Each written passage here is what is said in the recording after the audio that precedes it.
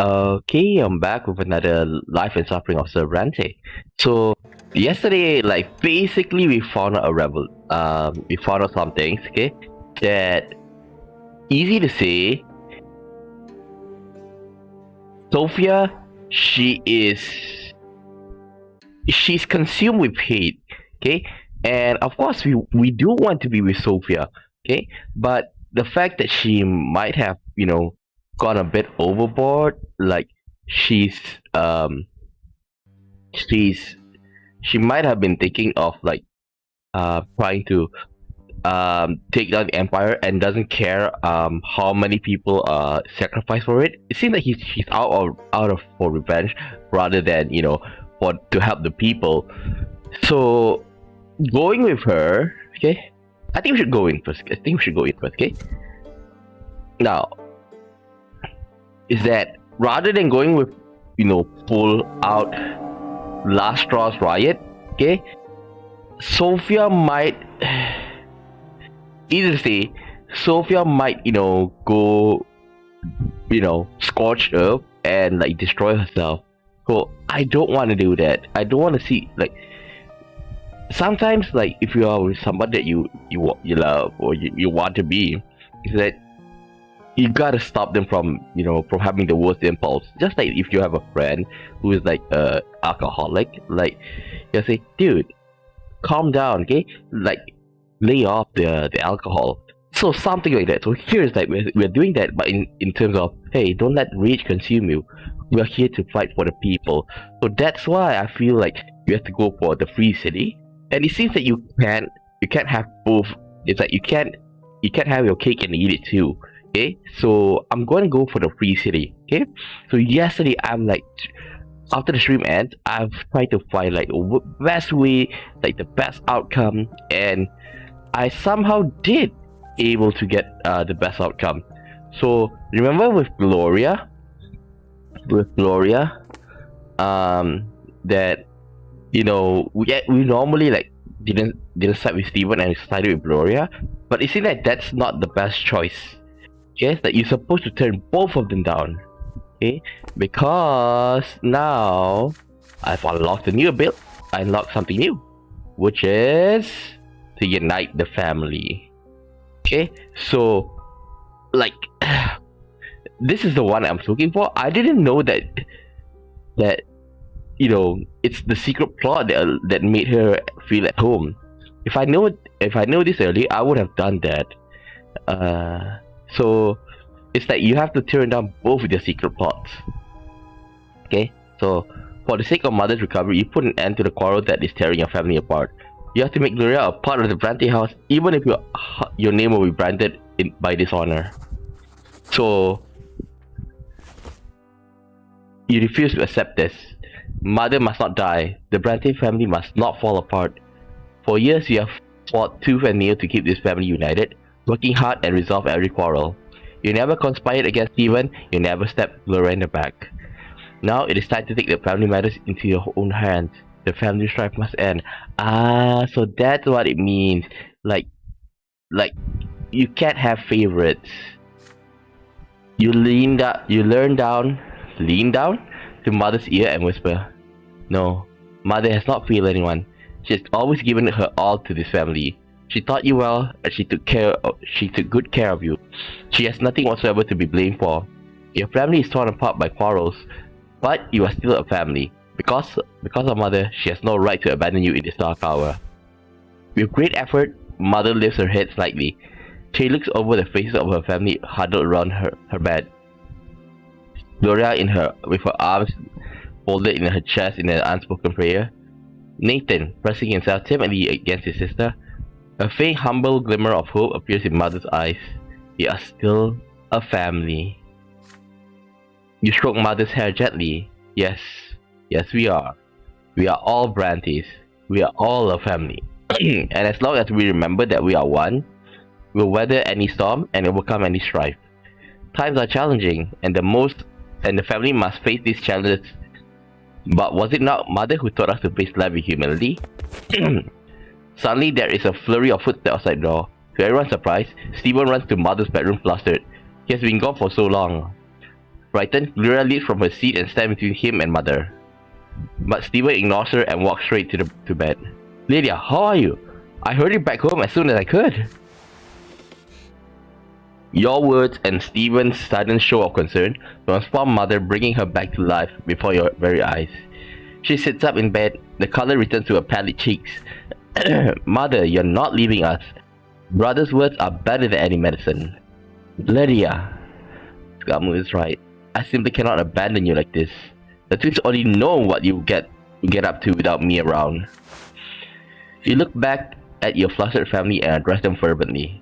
From the bottom of your heart, you nearly brought a terrible woe upon ourselves, you tell them. This is all the result of our strife, mistrust, and animosity. You stare at Steven, then at Gloria. They both remain silent, burning with shame. You say that this cannot continue. It is time for them to wise up and stop scheming against one another. Ah, so that's how. You think I wouldn't love to live in a calm, peaceful home? I'm just defending myself against Steven who attempts to drive me out. He's the one who obsessed with our family reputation. Agitated Steven interrupts her. All I'm doing is trying to build a life for you. We can't legally accept you into our family just like that. Don't you understand? The Brante family has to be ennobled by thought. There's nothing more important than that. But then Steven glances at Mother, who returned from the brink of mere moment ago, and his voice trails off. You ask your brother sternly. Has he considered the price our family must pay to be ennobled by the sword? Is Steven ready to sacrifice the family just to have it ennobled? Brother, we're just a step away from fulfilling grandfather's greatest mission, and now you want me to reject it? You reply to your brother calmly. It is time for us all to decide what is important. Our family standing or our happiness? Steven grows quiet and he ponders your words, but father suddenly interjects. And we will choose happiness, Steven. I am the Brante patriarch. I bear the responsibility of our family. And if the road of the sword will cost our family this much, then we must remain as we are. Steven is silent. His throat twitches now and then, as though he is trying to swallow something. Gloria and Nathan watch him, both hopeful. Your elder brother stands up and starts pacing around the room. His face convulses, he's on the verge of tears. Father, Skamu, I agree. I need to acknowledge that I have failed to fulfill grandfather's mission, so be it. Perhaps future generations of Brantes will be ennobled by the sword, but right now, our duty is to preserve this family. Gloria, for the sake of our entire family, you must become a Brante once and for all. Finally! Oh my god, this is so nice. You know. Gloria's mouth is agape. She cannot believe her ears. You reach over and give her the smallest push. Ever so slowly, she walks to Steven and bows. Steven, I never dreamt you. I'll never forget this. Father opens his arms wide for Gloria. Dishonor does not frighten me. Gossip does not frighten me. Come to me, my daughter, Gloria Brante. Gloria falls on her adoptive father's shoulder, wracked by silent tears. Father. You join their embrace. Gloria squeezes your hand in hers, your sister's eyes glimmering with joy and gratitude. She looks away to catch Steven's gaze. He smiles at his sister with a mixture of grief and happiness. Your family stands together, embracing over your mother, who is too happy to speak. Your family is united at last. Finally. Days pass and mother's condition continues to improve. The illness that once seemed so intractably slowly releases her from its clutches, and the enmity between Steven and Gloria, the strife that has poisoned the family, is now finally gone. At home. More willpower. Oh good, we united the family. Family at peace. I wonder what will happen now.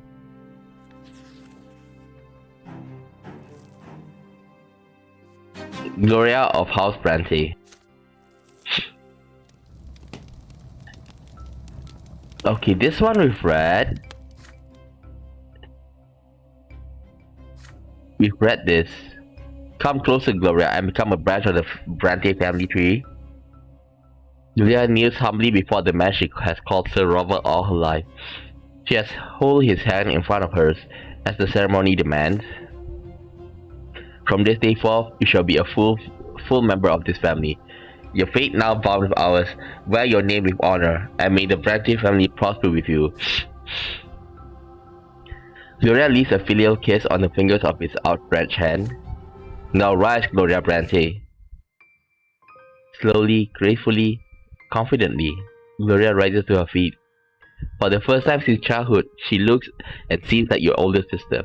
With a smile, father at last embraces his adopted daughter as a parent. Gloria warmly responds to his embrace and then hurries to you. Skamu, we are legally brother and sister now. I owe it all to you. I swear I'll never forget what you've done for me. I promise I'll be more careful from now on. I only do what's best for the family whose name I bear. Here like Stephen didn't barge in. You answer her without hesitation. Gloria has always been your family. All you did is make it official. Your sister squeezes your hand in excitement. This is her day, the day she has been waiting for all her life. Disgrace.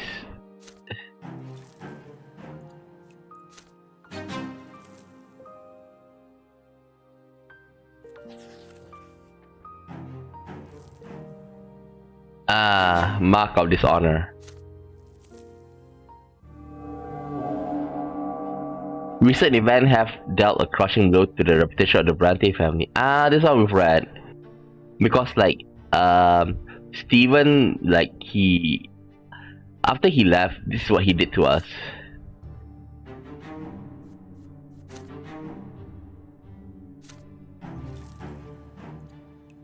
Brante's name is dragged through the dirt, never to recover.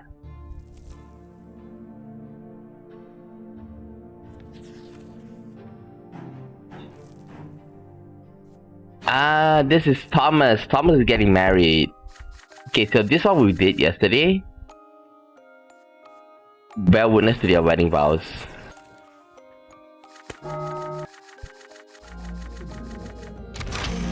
Okay, willpower increase. So he's no longer a soldier, he's just a farmer now. Repentance. Okay, this one is about Nathan is going to, suicide. Now, rather than protect your brother, I checked out, call mother is the better one. Surely she can find a way to talk her foolhardy son out of this. You confronted Nathan with a question he has not considered. What would mother say about this? Nathan stops, stunned and startled, his hand clutching the dagger in unmoving, limp, and hanging in mid-air. Mother? You assure your younger brother that mother will help him deal with this misfortune. You're going to call her right now. You keep your eyes trained on Nathan as you shout loudly for her. Your cry wakes up everyone in the house, but mother is the first to reach you. She is very worried. Twins almighty, Nathan, stop, please. Nathan is frozen in place. His fingers grip the dagger hilt even tighter. Mother, I'm so sorry. Mother, I have to go there. I have to reach the twins, just for a little while.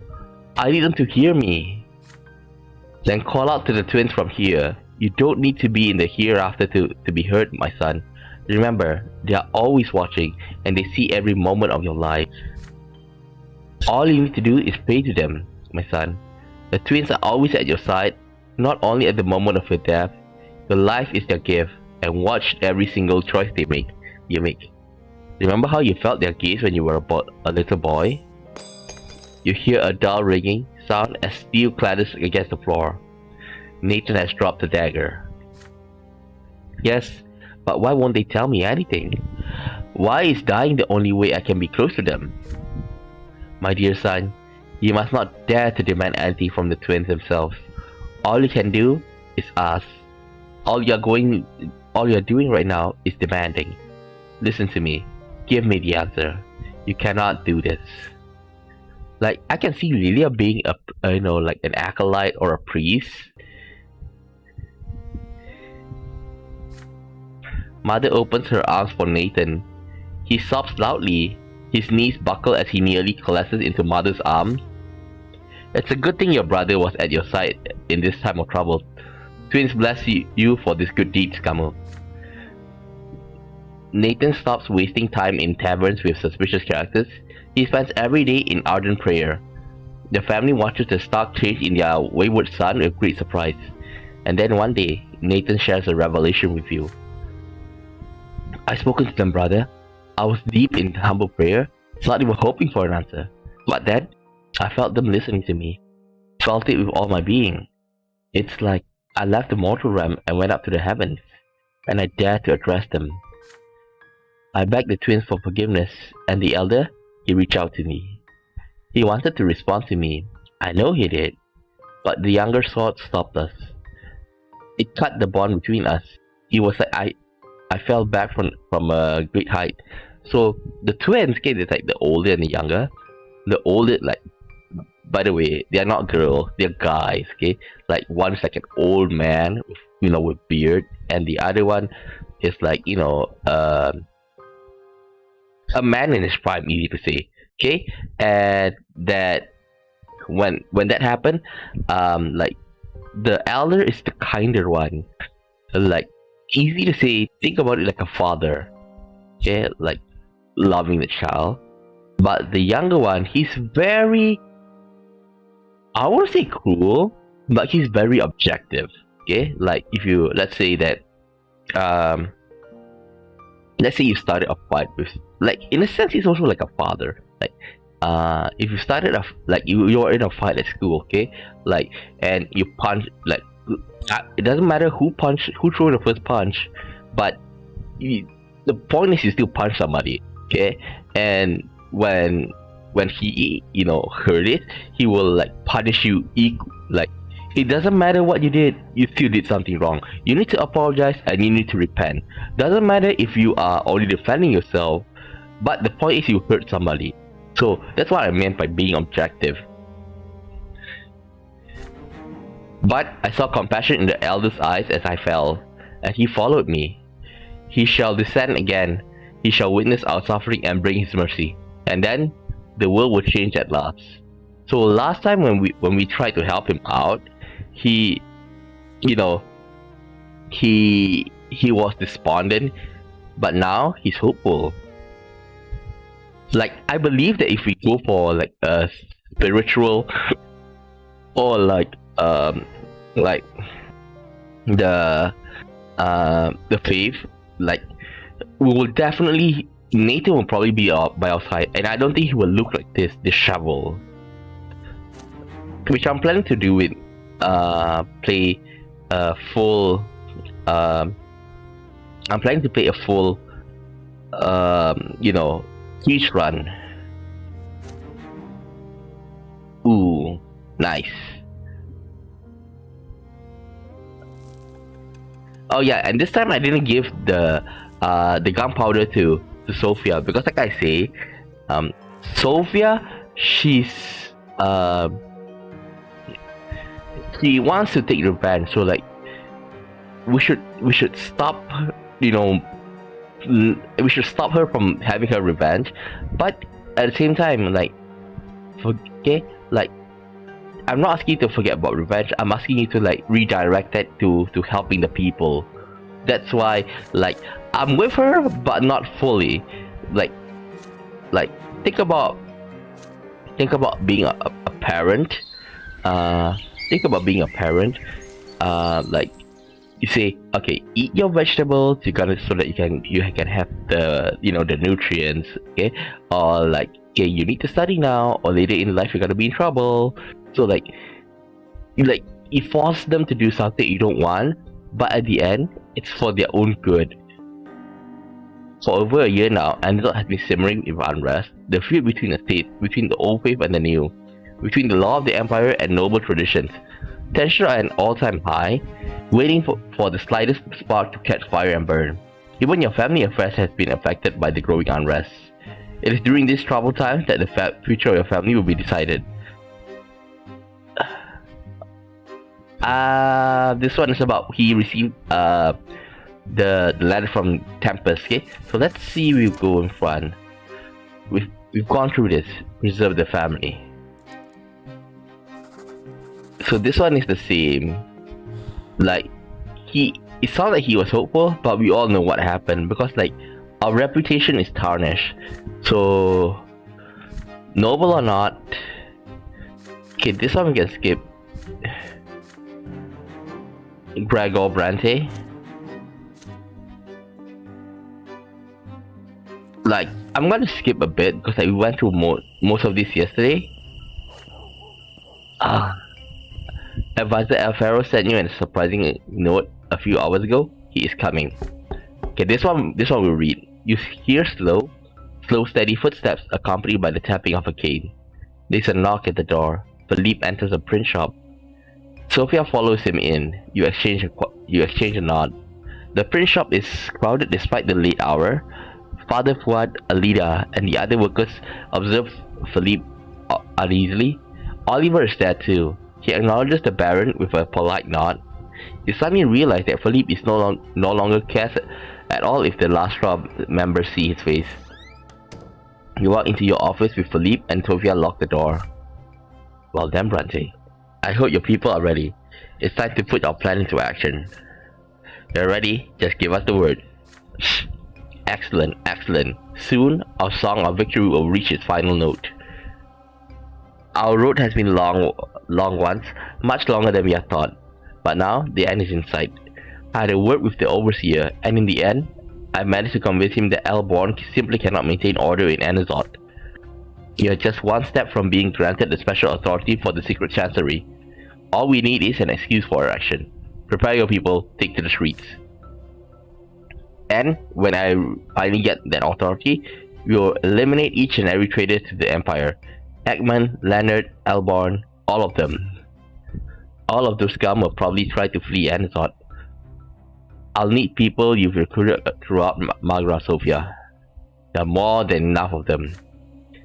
I'm glad to hear that. How much time do you need to prepare, Brante? You shift your gaze from Philippe to Sophia. She has been standing behind him all this time, a silent shadow with her head held high.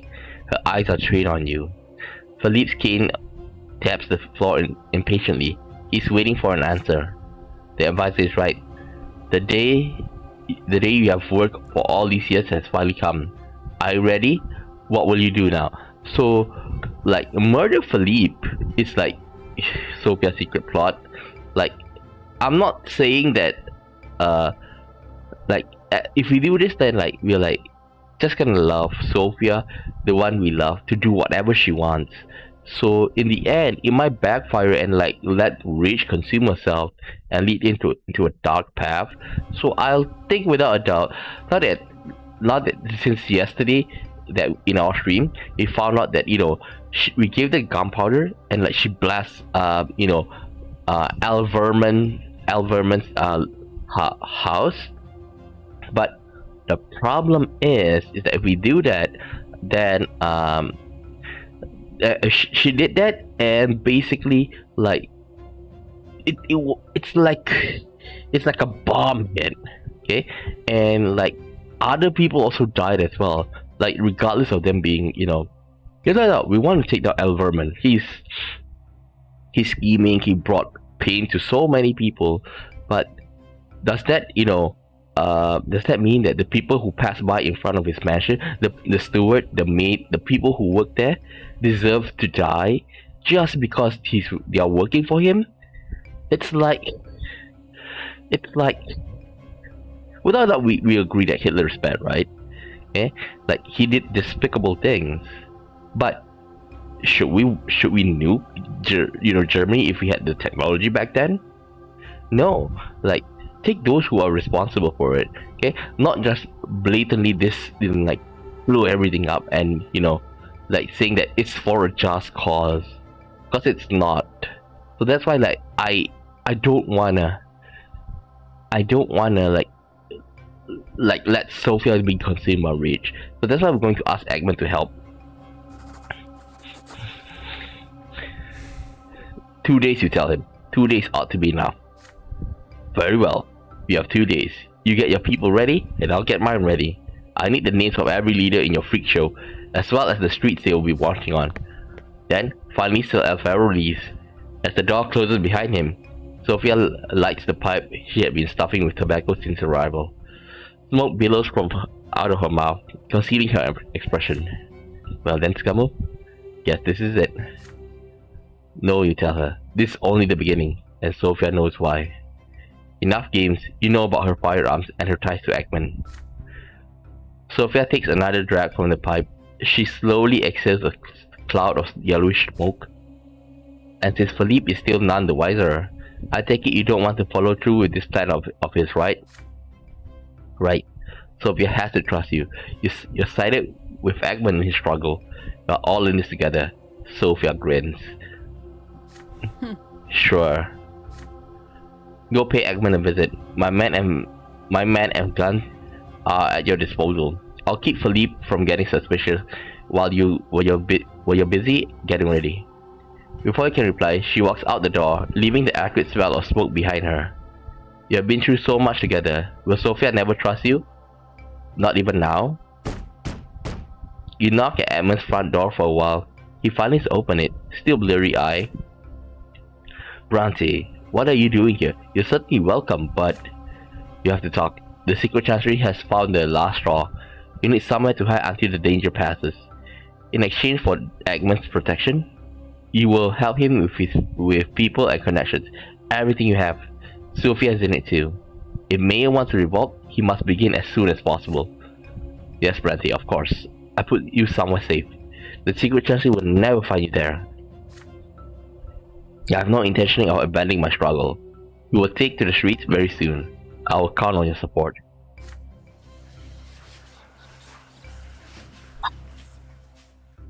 The house in which you find yourself is swarming with the people like ants on an anthill. This is one of Mayor Eggman's shelter for the refugees who have flocked to the city. A mat on the cold floor, a wooden bowl, and a bag of your belongings is all you have in the world. Hiding out in a flop house like this is not difficult. Your sleep is restless and trouble, bringing neither rest or respite. Anxiety and worry gnaw you from within.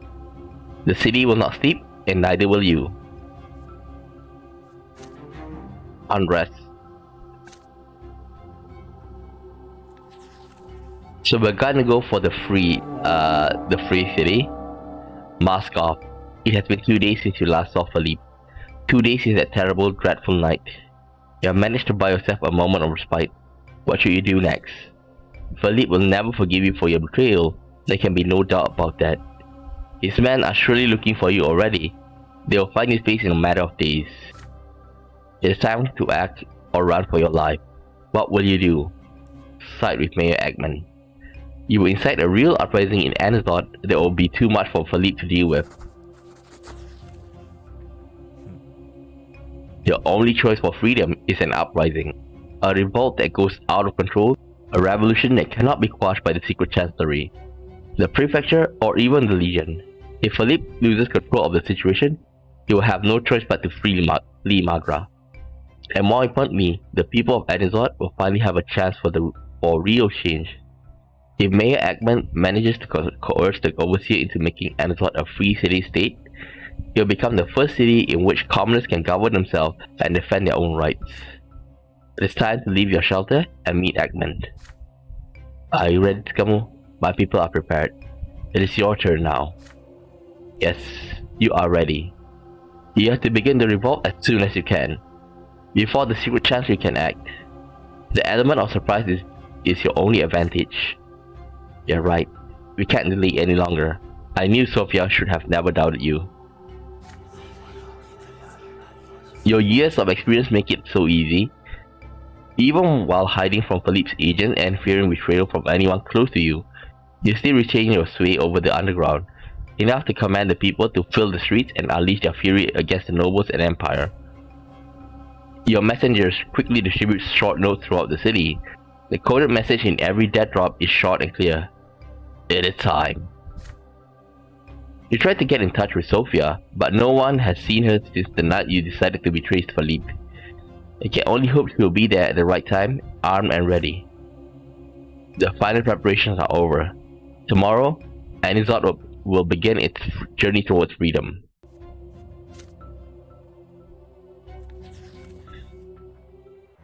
The Free City. 8 long years have passed. In that time, the people have grown bold. And now, the commoners are finally ready to take control. The age of obedience to the nobility ends now. Probably this means that 8 years since Gaius Tempus become the overseer. Okay? And like the Archduke Melanidas, like without a doubt, he's better than Archduke Melanidas, but it's like trying to say, which one would you eat? A pile of radioactive goop, or a pile of shit? Like I think that most of you will agree that the less harm is the pile of shit, but still, it's still shit.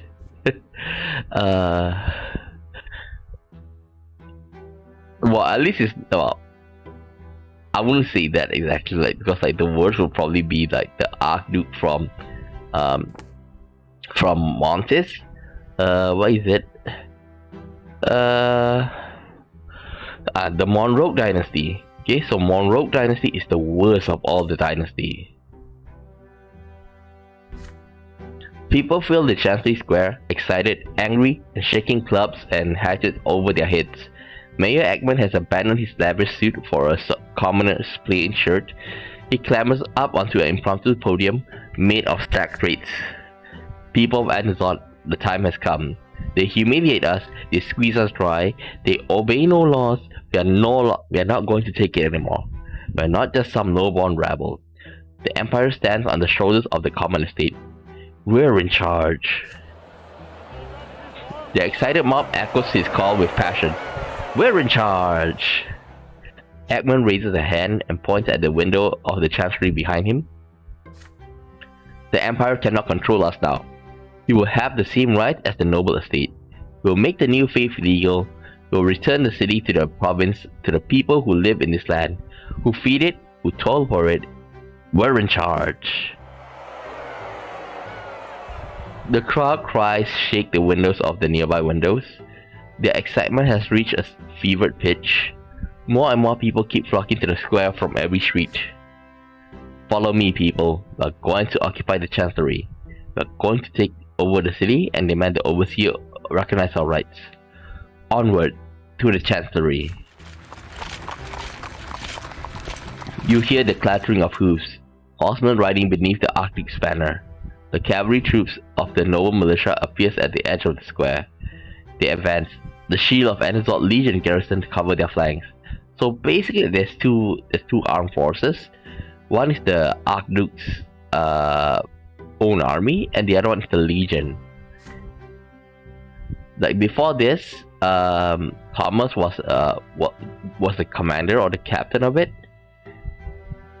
The riders grip their spears, ready to strike. The battalion bristles with unsheathed swords. Soldiers surround the square, cutting off all escape routes. Do not be afraid. Stay where you are. They will never dare to attack us. But the old my honor is wrong. The cavalry moves. The rider crash into the mob. People flee in terror, pushing, shoving, screaming, trying to outrun the hooves and their neighboring forces. The noble militia hacks at the riders without mercy. I wonder what would happen if, like, if Thomas is still in the Legion. What would happen? Kind of make me wonder that what would happen if I ask Thomas to help incite, like, to allow the protest. Sophia! Soon, several riders reach Mayor Eggman. He is completely unarmed. They pull him from the podium and drag him away. Eggman is done for, but you cannot dwell on that. You have to take charge of the people before they start to panic. I wonder if this is the only outcome, because I did play this. Like, I'm not sure how it goes. You push your way to the stack of crates. Do not retreat, you shout. Do not surrender. Eggman gave his life for this. We must avenge him. We are stronger than this. We're in charge. Your voice grew louder and louder, every word adding fuel to the flames of rage burning in their hearts. Our fight is far from over. We'll show them all. Those Imperial butchers need to be taught a lesson. They cannot contain the fury of the people.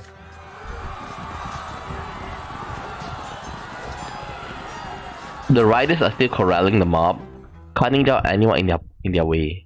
You see some of them head for you, but the human sea wave moves to block their advance. Alida throws her slender, fragile body at a rider. His sword cuts her down. Father Fuad grips a rider by the foot and drags him from his horse. Everyone here is ready to die for you today. But despite their bravery, their wooden clubs and stakes are no match for Imperial swords and spears. You hear a deafening salvo. Thick white smoke wafts from the above square. Another volley. The cavalrymen fell, their gilded armor pierced by bullets.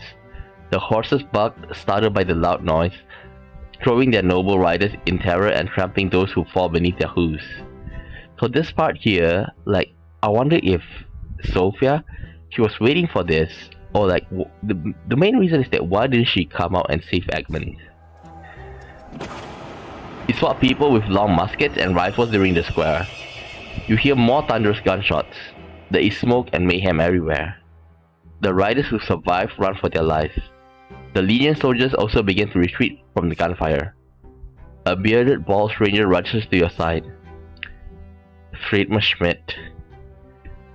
Who's this? Nothing? Sophia told us to say hi. Stop.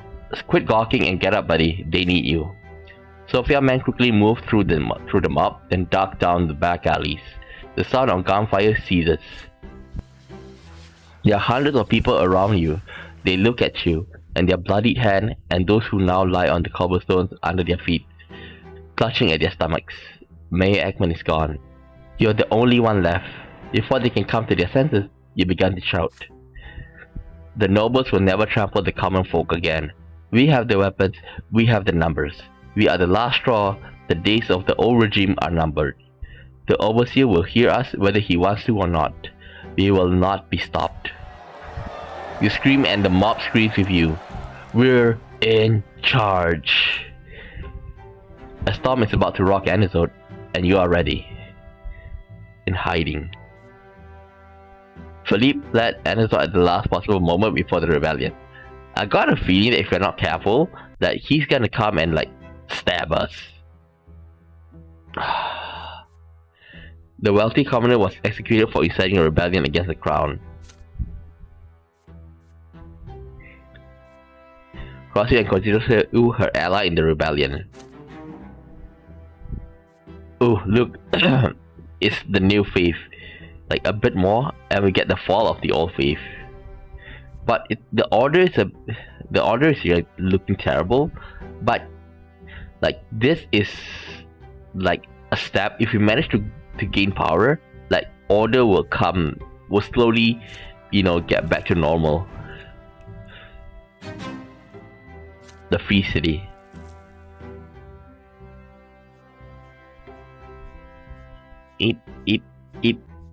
Peaceful years are over. The storm of the revolt is brewing in Anizot. Tomorrow will be the day you will reap the harvest of all your deeds during these 8 years. Continue. So now, it's time for... The day has come which would decide my fate, as well as that of my family, and perhaps the entire empire. The day of the revolt. Who's that? Me?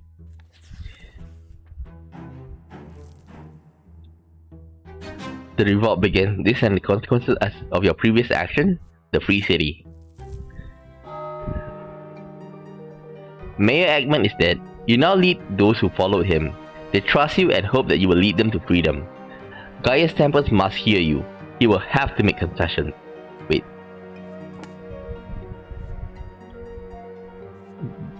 There's no there's no, how should I say this, like overview. Okay, let's check the destiny. Okay, the rebels managed to fight back the attack of the Legion and hold Anazot for some time. Peace with the Overseer. We'll look at it in a while. Okay, maybe we should take a look at the Revolt. The general strength of the Revolt forces gathered by the rebels, solidarity among them, support for the rebellion among the townspeople, the outcome of the struggle for Anazot will depend on how strong the revolt will be at the moment of decisive collision. Bloodbath. What does it mean? Troops. Bloodbath, like probably at the enemy. Military forces that you have managed to gather under your command. Squad, regiment, army. Your influence among noblemen of Anazot. It depends on the support of the nobility whether you will be able to prevail in the struggle for the city. Indisputable leader. Your influence among the priesthood of Anazot. It depends on the support of clergy whether you will be able to prevail. Okay. Among the common folk. Let's go for clergy and common folk. I can guarantee that the nobles doesn't want the common folk to be good. Your side not chosen. Okay, we still have our occupation. Okay. Okay, so let's check. Rebels to fight back the attack of the Legion and hold Anazot for some time. This is not that hard. Overseer Gaia's Temples is forced to accept the demands of the revolt. Yeah, common folk 3, 2, 1. It's not that hard. Surrender the revolt. Nope. The rebels surrender to the mercy of the Overseer. Anazot is back under the rule of the Empire. We have to avoid this. The revolt is defeated. Suppressed by fire and sword, Anazot is back to the rule of... both of this is bad. Legion is defeated. The revolt wins a decisive victory over the Imperial forces. Maybe this is not bad. Like, I'm going to try and go for this. The Anazot massacre. The revolt led by Sophia wins at the cost of relentless massacre. Yeah, this is why I say that I don't want to give power to Sophia, because she will do this. Okay, so we're gonna avoid this as much as possible. Like I say, what my position is to fight for the people's right. Okay, like to do that, one of the choices is like to easy to say, to abolish the lot system. Okay, where like noblemen, clergy, or the common folk, like you can make it, they can make it much nicer by putting the merchant one, but still I don't think that's a good idea. We need to dismantle that system. Dark times. Neither side succeeds. Chaos and disorder spread all over the empire. True death. Family. The family is in the city. The Brante family remain in the rebellious city of Anazot. The family has perished. Gotta avoid this. The family has fled. Help the family escape. The family is saved. The Brante family survived the night of the revolt. Escape from the city. You flee the violent streets of Anazot. Leading the revolt. You succeeded Sophia as the leader of... Oh no. Oh no, do we have to... Defenders of the Empire. Side with the Empire. Nope. The rebel.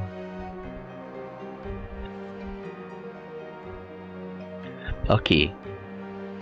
Oh my god, we have to eliminate her. Like, can we like ask her to give us the power? Oh my god, this is gonna be hard.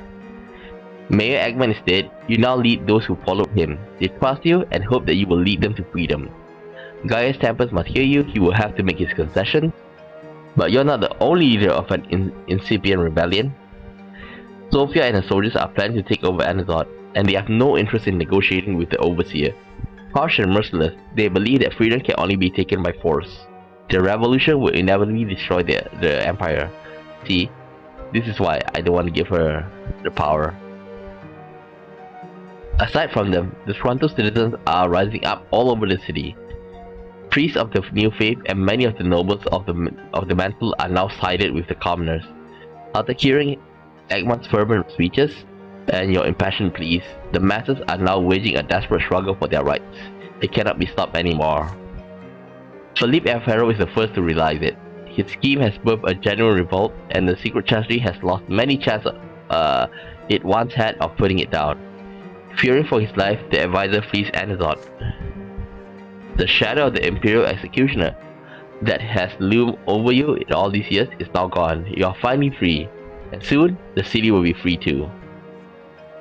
Okay.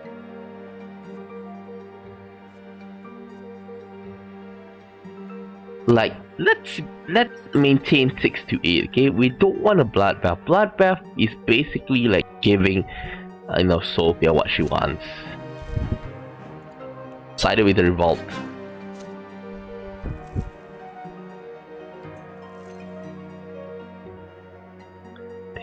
Victory condition. Peaceful revolt, military victory. Okay, we have to eliminate Sophia. Okay, the revolt.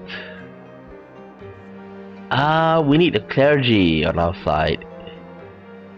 So both of this we need to maintain. Common folk and clergy.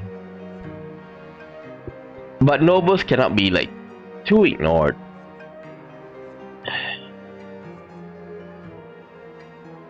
Commoners in power. Okay. Chapter 5, The Revolt.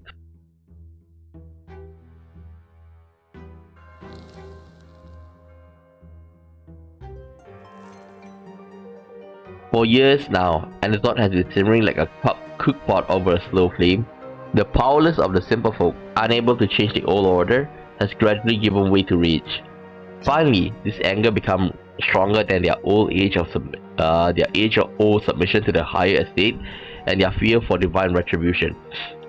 The spark was the fire that lit the fire of the revolt. Basically, I remember like Martin Luther King's quote, like protests and riots are the voices of the unheard.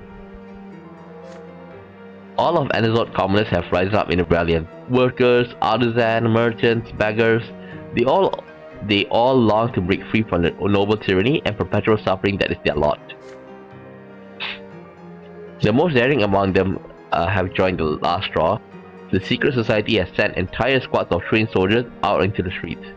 They hand out guns and bombs to the people, weapons to give them a chance to wage a war on equal footing against noblemen descended from generations of warriors. But the most dangerous weapon that the rebels possess is the People's Court. The commoners have claimed the right to sentence their enemy to true death. The first noble executed by last straw this very night served as proof that their sentences are real. For the first time in the history of the Empire, divine force of the law is in possession not only of the noblemen but also of the common estate. Among the rebels are many new believers. They are ready to take up arms to defend their faith and freedom from their lords. They are led by Leonard, the abbot of the Temple of the Silver Tree. Prefect Alborn's allegiance remains unknown. The Supreme Judge has taken so much pains to give the lowly estate more rights. Will he support a revolt that strives to do the same? Anazoth has recently been rocked by a series of spontaneous assemblies and protests. The mob demands equal rights for all estates and freedom from tyranny of the nobles. The authorities must recognize the new faith and grant the commoners the right to choose their own lot. By nightfall, the rebels had disposed of the guards and taken over the city gates. In a matter of minutes, Anazoth was under their control. It is the duty of the overseer Gaia's temples to crush the revolt. The Arcanian nobleman feared for his own position and power, so he was reluctant to punish the rebellious city as discontent slowly grew year by year. But the ensuing uprising has left him no choice. The overseer has announced a full-scale mobilization. In the morning, the Legion will march toward Enzon under his command and attempt to return to the city to Imperial authority with fire and sword. The expedition of the Legion is the only hope the nobles have left now that they are locked inside the city. Members of the higher estate, especially the old aristocratic families, fear the coming rampage and strive to keep order on the streets. Meanwhile, the Inquisition, led by Sister Jan, is trying to stop the new believers and urging the people to reject the revolt. Both groups are aware that if the rest of the province follows Anizot into rebellion of chaos, the Empire itself and the Divine Order will begin to crumble. After nightfall, the city grows quiet. Its courtyards and squares are empty. In mansions and palaces, hasty negotiations are held. Schemes are concocted. In the dark cellars, the revolt is being prepared, and armed units are gathering.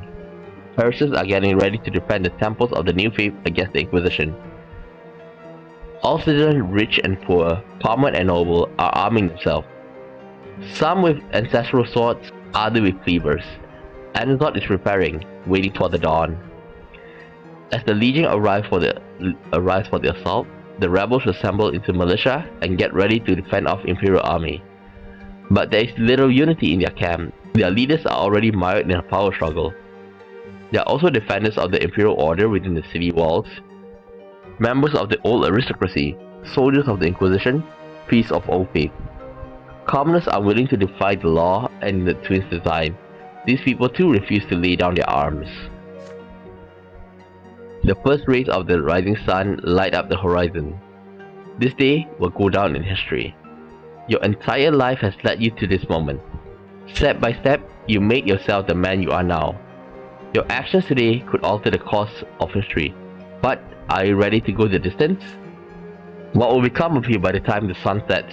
Oh, so all of this is in one day. Wow. Like all of this is in one day.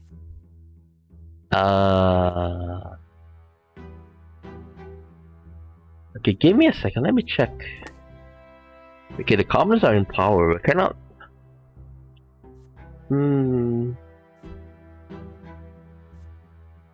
Okay, what I'm thinking is like, without a doubt, we're gonna go for a peace.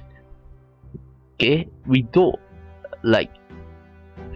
The worst outcome will probably be like, you know, the revolt is defeated or the surrender of the revolt. Okay, not only for us, but it shows that like we will not be able to help the commoners. Okay, now what I'm hoping for is that we get peace, because we don't want to let Sophia lead the charge, because if she leads the charge, this will happen. The revolt led by Sophia wins at the cost of relentless massacre. That is something that we have to avoid. We don't want senseless bloodshed, okay? Because this shows that like it's gonna hurt our cause, which our cause is like to help the people and get them a fair treatment in life. Okay. She may hate us for this, but hopefully, like when they say eliminate over here,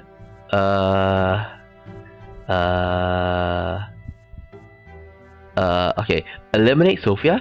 I hope it doesn't mean like offing her off. I'm just hoping that it means like easy to say, like make her a part, but not to the point of like a sub commander is what I'm trying to say, or an ally. Like make her see reason, like because we did confess our love to her and she did accept that. Hopefully that she see I know that she hates the Empire, but like do it for us is what I'm trying to say. We did save her from for her first death. Like we did quite a lot of things to please her. Like, hopefully she will see reason. Like, I think like not giving her the gunpowder is also a good choice, because like if not, she would definitely be at the top. Okay, and when that happens, she's definitely gonna massacre everyone. This is why I like trying to lead the city to a free city. Sophia, just don't be blinded by rage. Okay, Revolt screen is not available. Continue.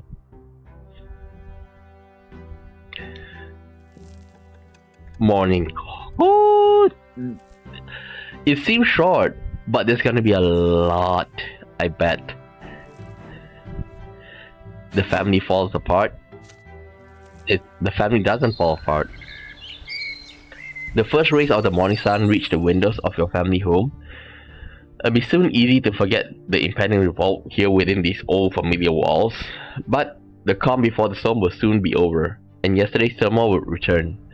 But there are only a handful of hours left. The Brantes have to decide what to do. Should the family stay in the city or prepare to weather the storm? Or simply they join the struggle? Or should they simply avoid it? After sleepless night, you gather in the sitting room as a family once again. Father is the first to speak. His determined yet surprising calm voice fills the room. This is what I'm afraid would happen. The noble estate has turned a blind eye to the common people's misery, and now we have a revolt on our hands. It's my fault as well. All I did I did all I could to serve the cause of justice. But this wasn't just enough. And now blood will be shed. It's not his fault. Like, if Robert have the ability like Elborn, you know, he'd probably be like trying to like persuade the overseer to see the plight of the commoners. The family patriarch casts a somber gaze over his children. I want to make one thing very clear. Today, our family cannot get involved in the unrest. We will not take sides. I feel for the common estates, but we are not getting dragged into a hopeless bloodbath. As for preserving the overseer rule in Azot, we will not sacrifice ourselves for that either. He has led Magra to this rebellion, and now it's up to him and his legion to deal with the rebels. But if we don't side, then the rebels are gonna take him out. But I think like it's worth it in a sense. Like let them know that we show support, because we're no longer noble in a sense, because our reputation is disgraced. But if we manage to if the Brante manage to lead the charge, then maybe that's how we regain our reputation back. And we mustn't forget Commander Honor and his noble militia. They are all too eager to use this opportunity to slaughter all the nobles they blamed for the revolt. Give me a second.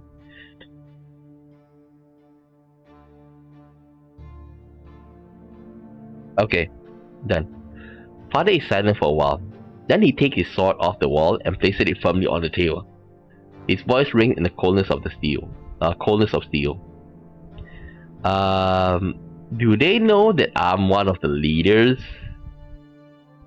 Like, he should know, right? Oh well.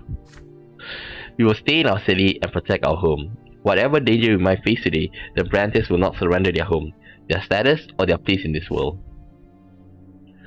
None of you have ever seen Father so filled with resolve, but he still seeks your support. Robert, the patriarch of the Brante family, meets your gaze. My son, I know you're going to make your own decision. You're too involved in this conflict to stand aside. But right now, I'm talking about our family here at Skamo. Our family must remain out of harm's way, no matter what you decide to do.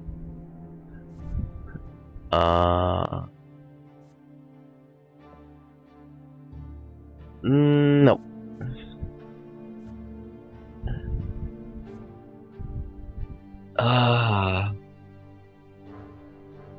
You insist that Azot has grown too dangerous. Your family cannot stay. Regardless of what you decide to do, they must flee the city before it's too late.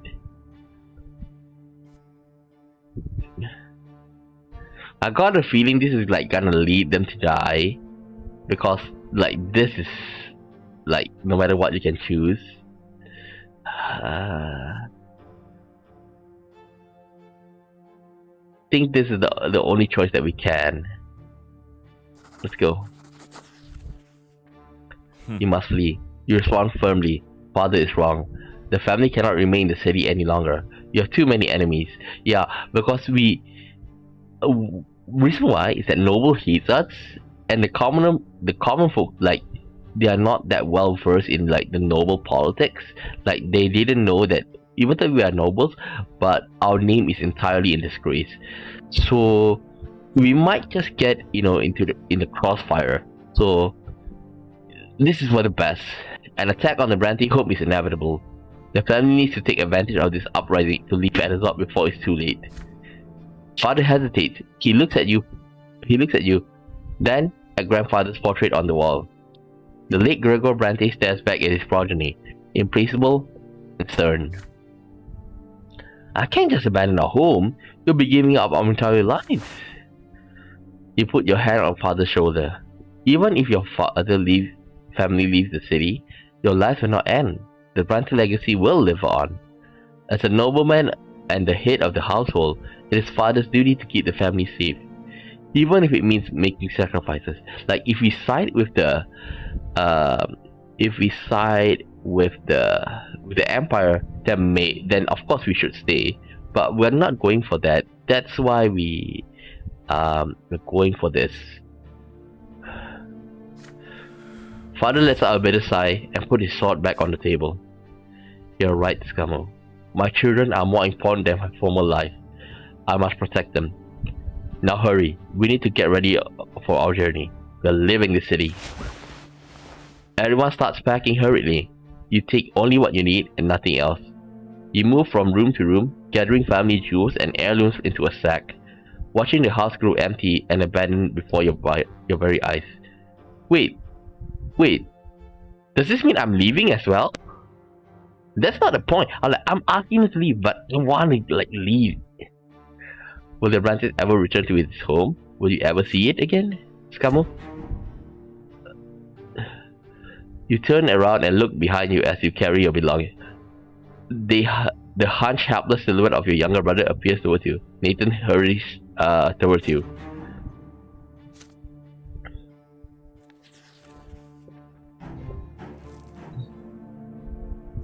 By their will. Your younger brother stands before you, clutching an old prayer book. He speaks, sighs deeply, then begins to speak. I know you're in a hurry, Scamo. I'll try not to make too much of your time. As you know, my faith has wavered all my life. The twins know how much I've sinned, but even in my darkest hour, I knew they hadn't turned away from our world. I knew they still cared. This is lucky that we let Mother deal with Nathan. Nathan is quiet for a moment, watching a tiny ant making its way across the porch. But I just can't understand. No matter how hard I try, what's happening to us? This revolt against the Empire? How did the twins let it happen? Is this even possible? Maybe because the twins did not place the lot. This is the prophet Isaiah's own interpretation. I mean, the twins made the whole world as part of their design, didn't they? Does that mean the entire world is about to fall apart? This revolt, what is it? Please help me understand. Nathan's sullen gaze rises up towards the shining pillar, but thick grey storm clouds are already moving toward the city. The shining pillar at the edge of the city is growing dimmer by the second. You watch the sky too, lost in thought. What will you tell him?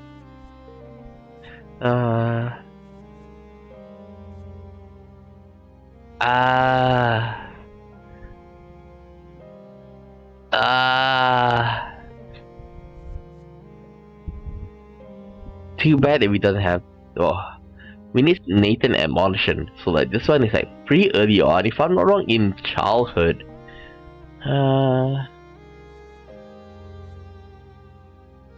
The revolt is a threat to the twin sparrow designed for this world. It has to be stopped Nope. The world is corrupt and unjust.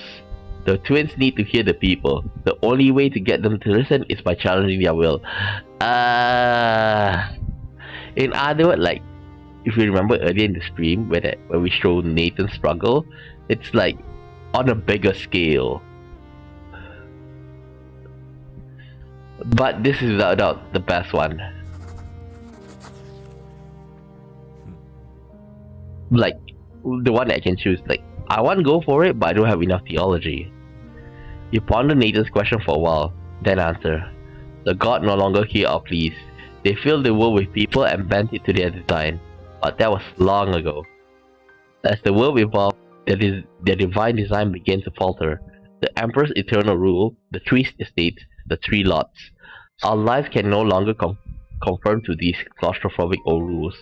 But the gods cannot discern of minuscule woes from up there, and on the peak of the pillar. They have no idea how broken their design has become. It's not that, like I say, Prophet Isaias the one that imposed the rule.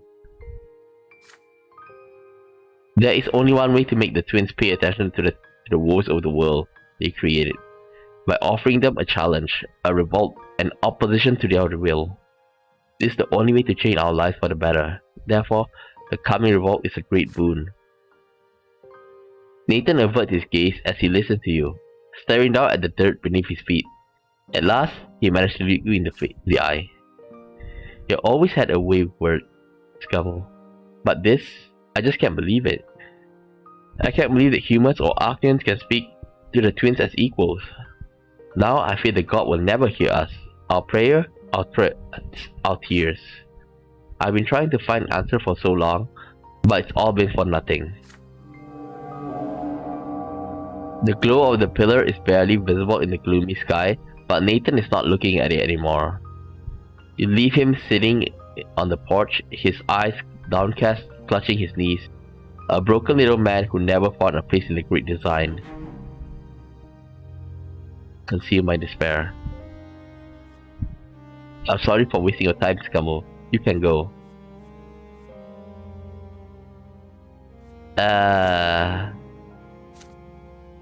Like I say, I do wish for the theology, but we didn't gain his admonition. Like, I'm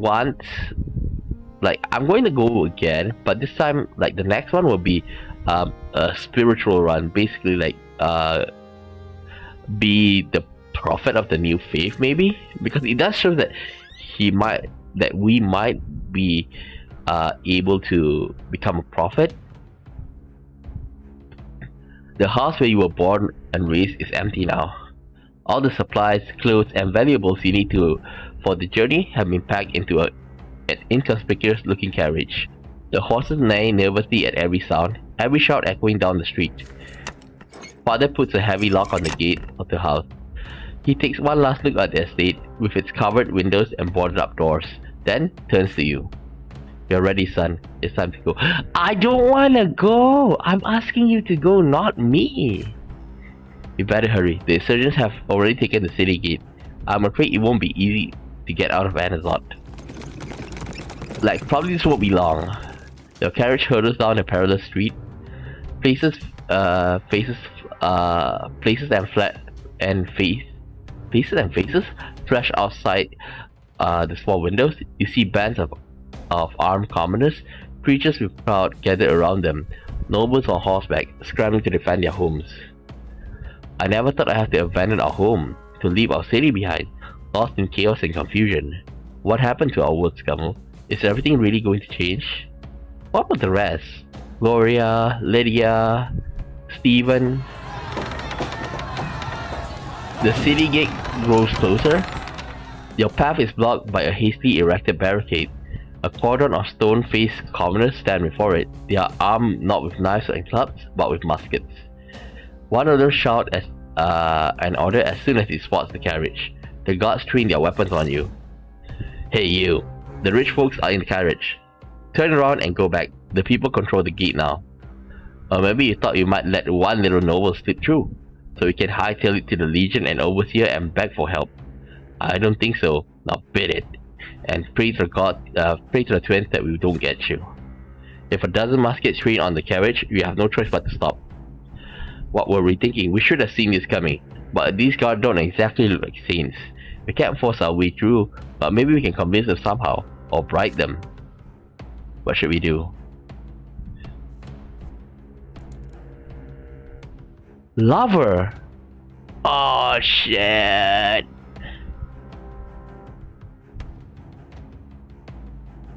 Shit! Like I can't bring myself to love Sophia because we don't want her. Order them to let the family through. You answer father with quiet words and a wry smile. These men will do whatever you tell them to. Confidently, you open the carriage door and motion the armed rebels to lower their weapons. The guard recognize you and do as they are told. Oh, it's you, Brante. If you don't mind my asking, what's the last straw boss doing in a carriage with a bunch of fancy pants nobles? You coldly reply to those fancy pants nobles are your family, and they are going to leave Anazot without incident. This is an order. Huh. So you're saying is we are stuck here shooing the nobles away from the gate while you busy sneaking them out? You bark your order again. Open the gate, Schmidt. Or is he itching to stand before the last straw cord along with the nobles? I get it now. We've got our rules and you got yours. All you noble pops are the same. Does Sophia know what you're up to? Just wait till I tell all the boys about you're really about Brante. You look away, just barely able to contain your rage. The guards reluctantly let the carriage open the barricade. The gate swings open with a groan. This is where you must part ways. You have to stay in Anazot to try and make a difference. You will do what you can to change the course of history. Okay, so this is what I was hoping for. Okay, I'm hoping for easy to say. What I'm hoping for is for our family to be safe. Quick embraces, rush goodbyes. Will you ever see each other again? You pay me so much that you can't go with us, Skamu. But I know you can't turn back now. There's too much at stake for you. Be safe, my son. We'll see each other again soon. I know it. The carriage passes through the gate, rushing away from Anazot and into the serene wasteland. With a heavy groan, the gate slams shut again. You are left in a city in a city in turmoil. Help the family escape.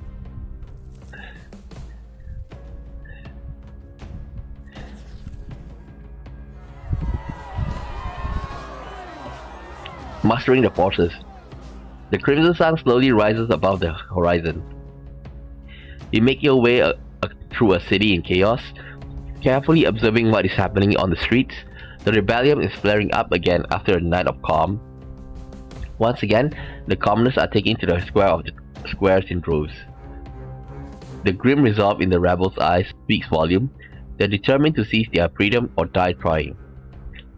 There are others, however, who are huddling inside their homes, locking their doors and praying to survive the revolt unscathed. With every passing minute, you see more and more people carrying banners. They bear a hand clutching a lantern, the mark of the last straw. The conspirators have left the shadows at last. They hand out guns to the common folk, using the last precious minutes to quickly teach them how to fire. The artisans are out on the street too, cobbling together makeshift shields out of wood and nails to protect themselves against the nobles and their blades. Fortunately for the rebels, the nobles remain divided. The old noble bloodlines have sided with Darius Orton. The Arcanist has sworn to bring down the revolt by any means necessary. His noble militia now stand guard in the Silver District, where the city's most eminent aristocrats have their homes. They represent the greatest threat to the revolt. Many nobles of the mantle, however, are all too eager to violate their oath of fealty and side with the rebels. So ennobled to serve the empire, they no longer want to suffer under the boot of the highborn Arcanians and the human gentry. But there are many more who are still undecided. Soldiers and low-ranking officers of the Legion from the city garrison, officials and functionaries, they have all found themselves caught between the overseers' orders and the people's revolt. Many of them are biding their time, hoping the Legion or the Prefecture will spring into action and quell the unrest. But the Prefecture has yet to react. The city prefect, Sir Alborn, still has not made it clear which side he is on. Even the clergy has been swept up in the strife. Abbot Leonard is gathering new believers for the procession to the Silver Tree, where the people will elect a new patriarch. Old believers and old believer priests and common folk who prefer to cling to the Lords and save their souls stand in opposition. Even the Inquisition, whose duty it is to protect the Church of the Twin against heresy, has been tainted by the schism. The true fight for Anazot will begin in a matter of hours. You have 8 years to curry influence among the people in the city. Is it time to put your connection to the test? Okay, let's check. Arm the new believers, path of the priest, path of the nobleman. Okay, we'll definitely go for this.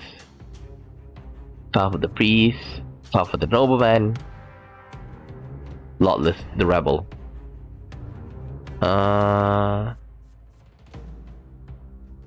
Assemble a squad of loyal rebels.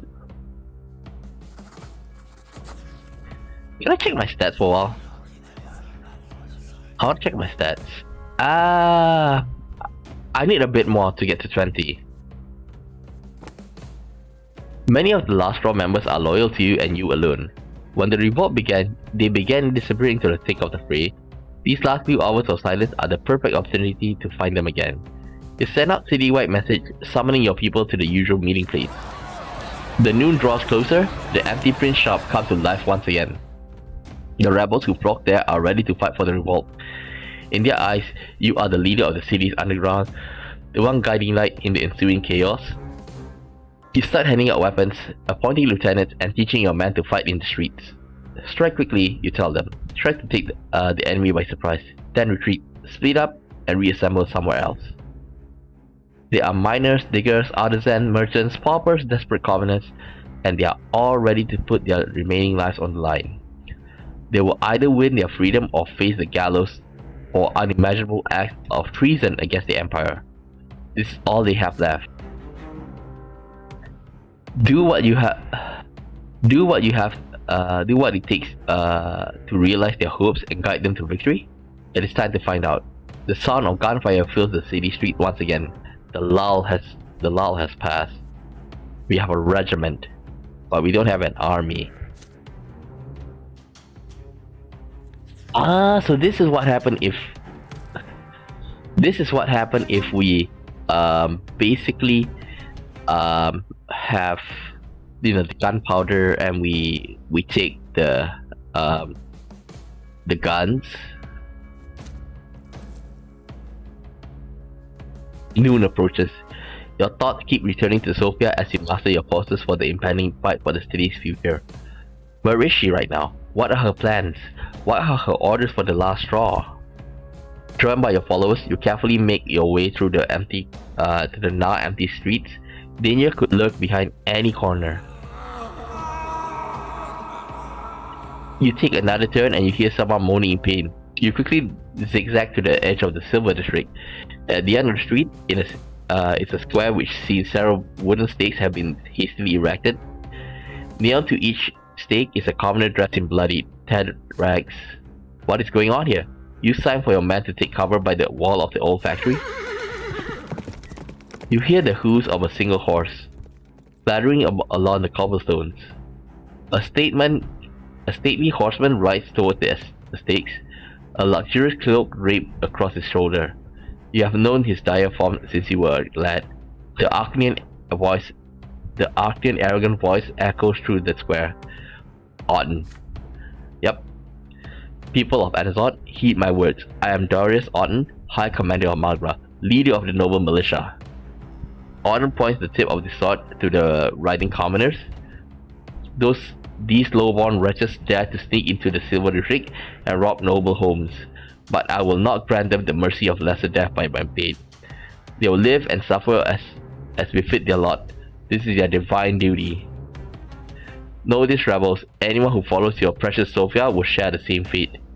I know my runaway servant Willie ways. She will send you all at me without a second thought. and you all will die by my hand. She won't care. She's completely insane. All she wants is to see Anazot burn to the ground. Yeah, this is why I'm not a big fan of Sophia.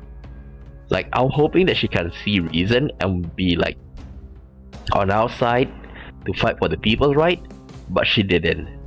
That's the biggest, that's the saddest part of all. Your man exchanges uneasy glances. You motion for them to remain quiet. You need to stay out of sight for now.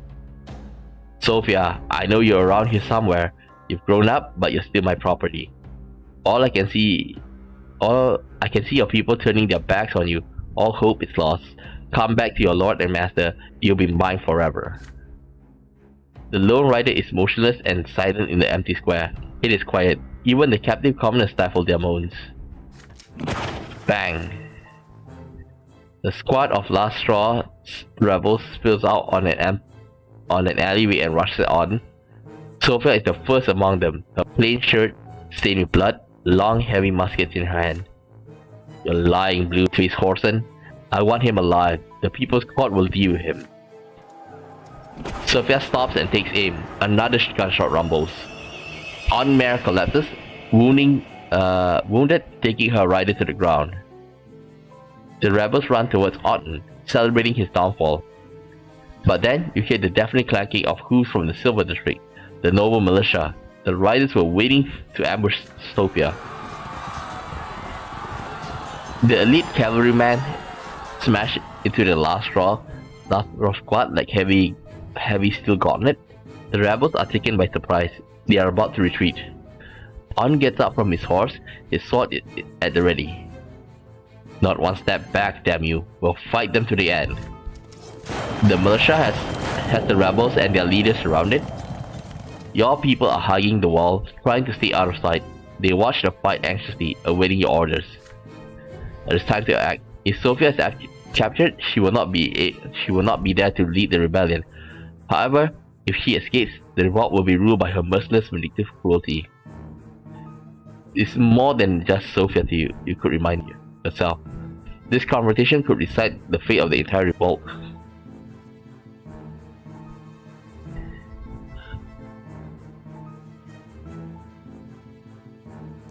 Ah, 20! No.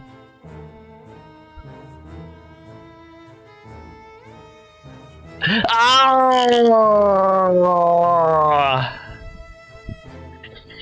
Stop, Sophia. Oh no.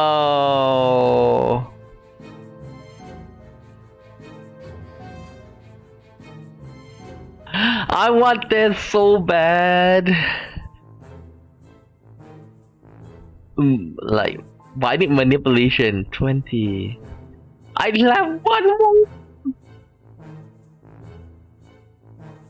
Like, I can't redo the chapter. But never mind. Audio retreat.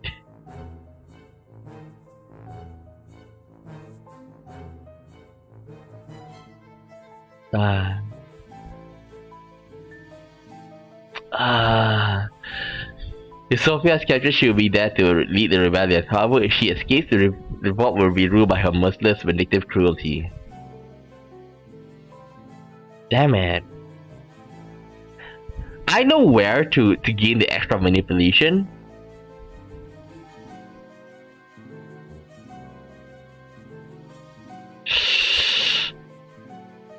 I really want this.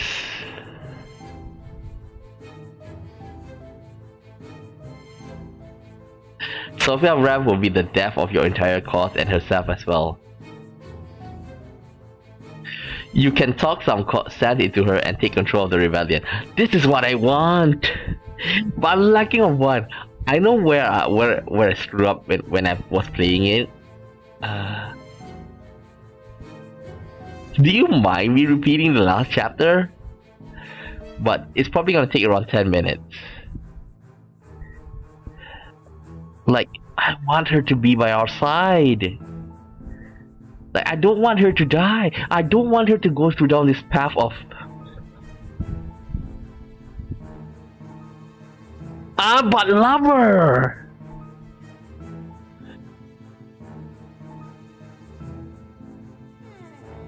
Okay, if this is the case, I think what we should do is that we are first of all, if we're going to redo this, without that we have to give her the gunpowder, okay? We have to be by her side, okay? In other words, like, instead of going for the free city, we are gonna go for the last straw rebellion, okay? And we're gonna like, after that we have to manipulate her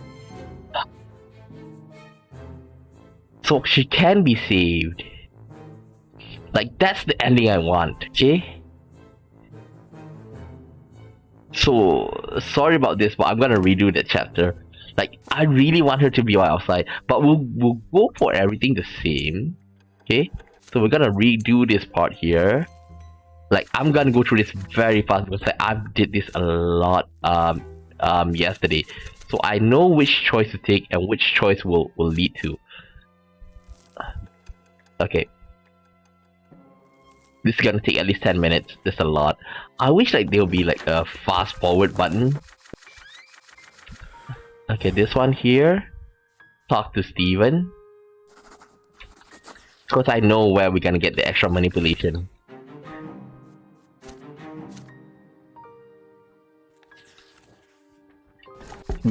I know where we're gonna get the extra manipulation, and hopefully the scheming as well.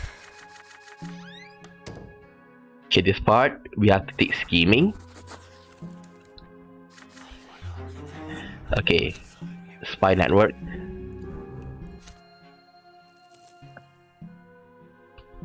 And we're gonna make her into a lover, so we gotta give her our we gotta give her the gunpowder, but we have to, like, until the very end we support her, and at that scene just now is where we're going to make her see reason. Send Gloria to Valda. This is where you get the extra manipulation.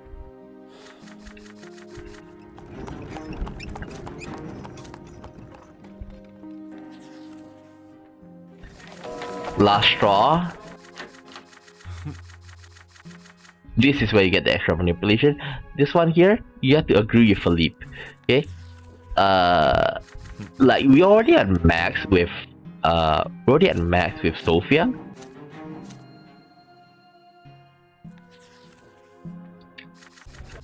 Hearts on fire. This part here, like, we publish a book. This will give us, you know, extra like extra money in case we ever need it. Okay, manipulation 18, so it's not that hard for me to get. But hopefully I can get scheming to 20 as well.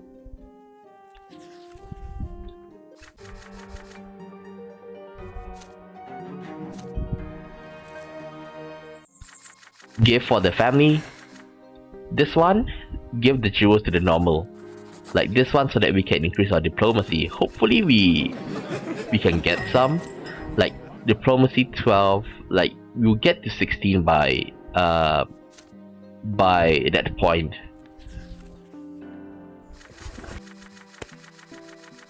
Mayor Egmont. Okay, this one we have to side with him. Concerned citizen. But at least we know that it's not too late to. But we know that it's not too late to change her mind. But the problem is, I don't know which one will be the best. Like, I'll tell you when the decision comes. The gunpowder plot. Okay, this one we have to ask for Mayor Egmont.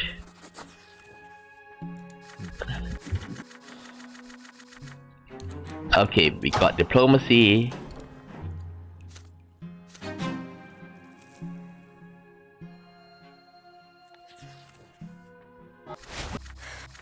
Follow the ancestor. This part here, we start with father. So like there's unity in the family.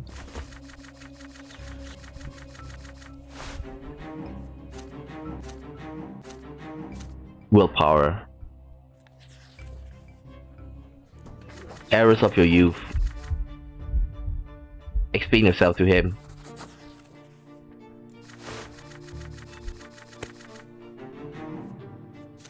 Eloquence. Peacetime.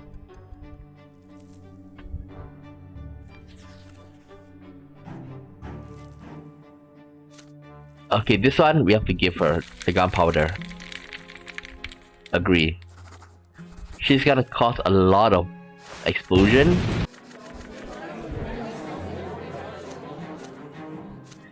But the unrest is very high.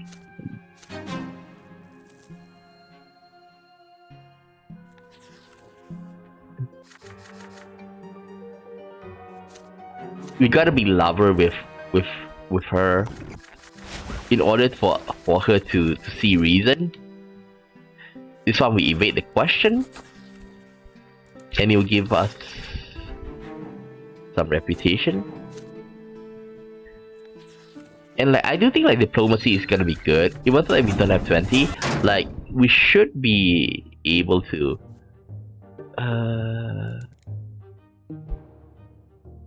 Path of the Lordless. I don't think we need to blackmail, because like we need to avoid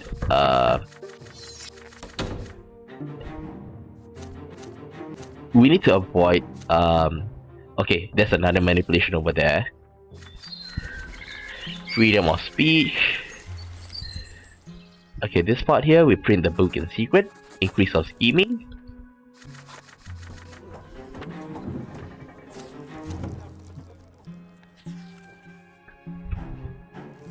What now? Unrest 8. Okay. This one here, among all, I feel like take control of the disturbances is the best one.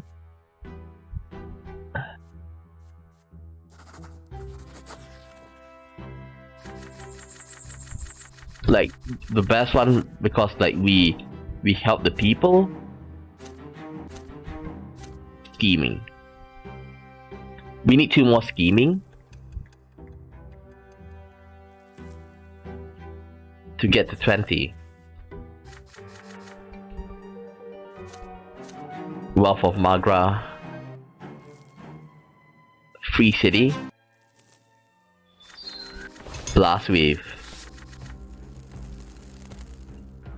Alert El Vermin. Because this is gonna increase this scheming, or at least the spy network.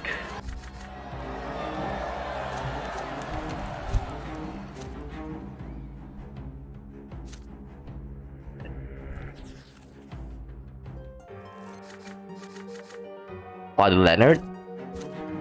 Schism. Festival of the Silver Tree. Appeal to Mother. Like unity.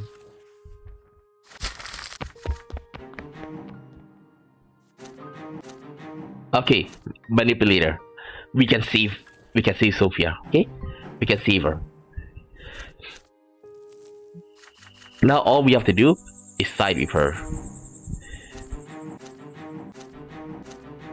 But we gotta be lover with her, okay?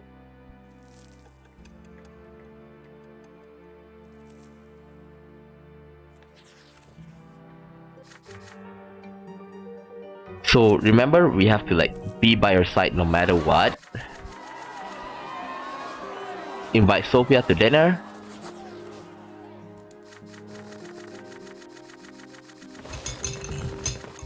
And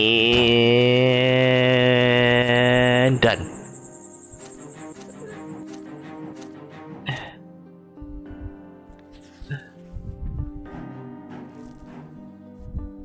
Okay, this one we have to deny. We have to deny both, okay?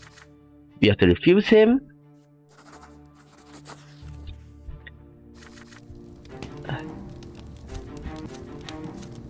And we have to refuse Gloria as well, in order to unite the family. Refuse. Like you can't, because like we are trying to be united. Like siding with one of them is like you're not balanced. You're not impartial. Getting even. Ask her to explain herself.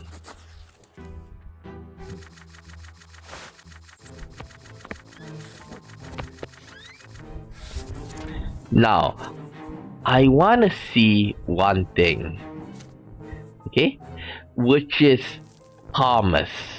Remember, Thomas actually went away. So I wonder if my next choice is gonna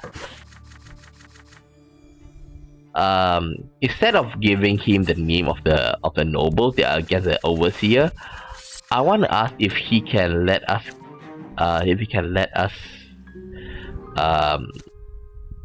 let the uprising and like be on our side during the revolt.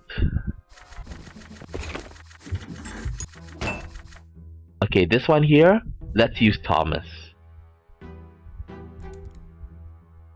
Convince Thomas to cooperate.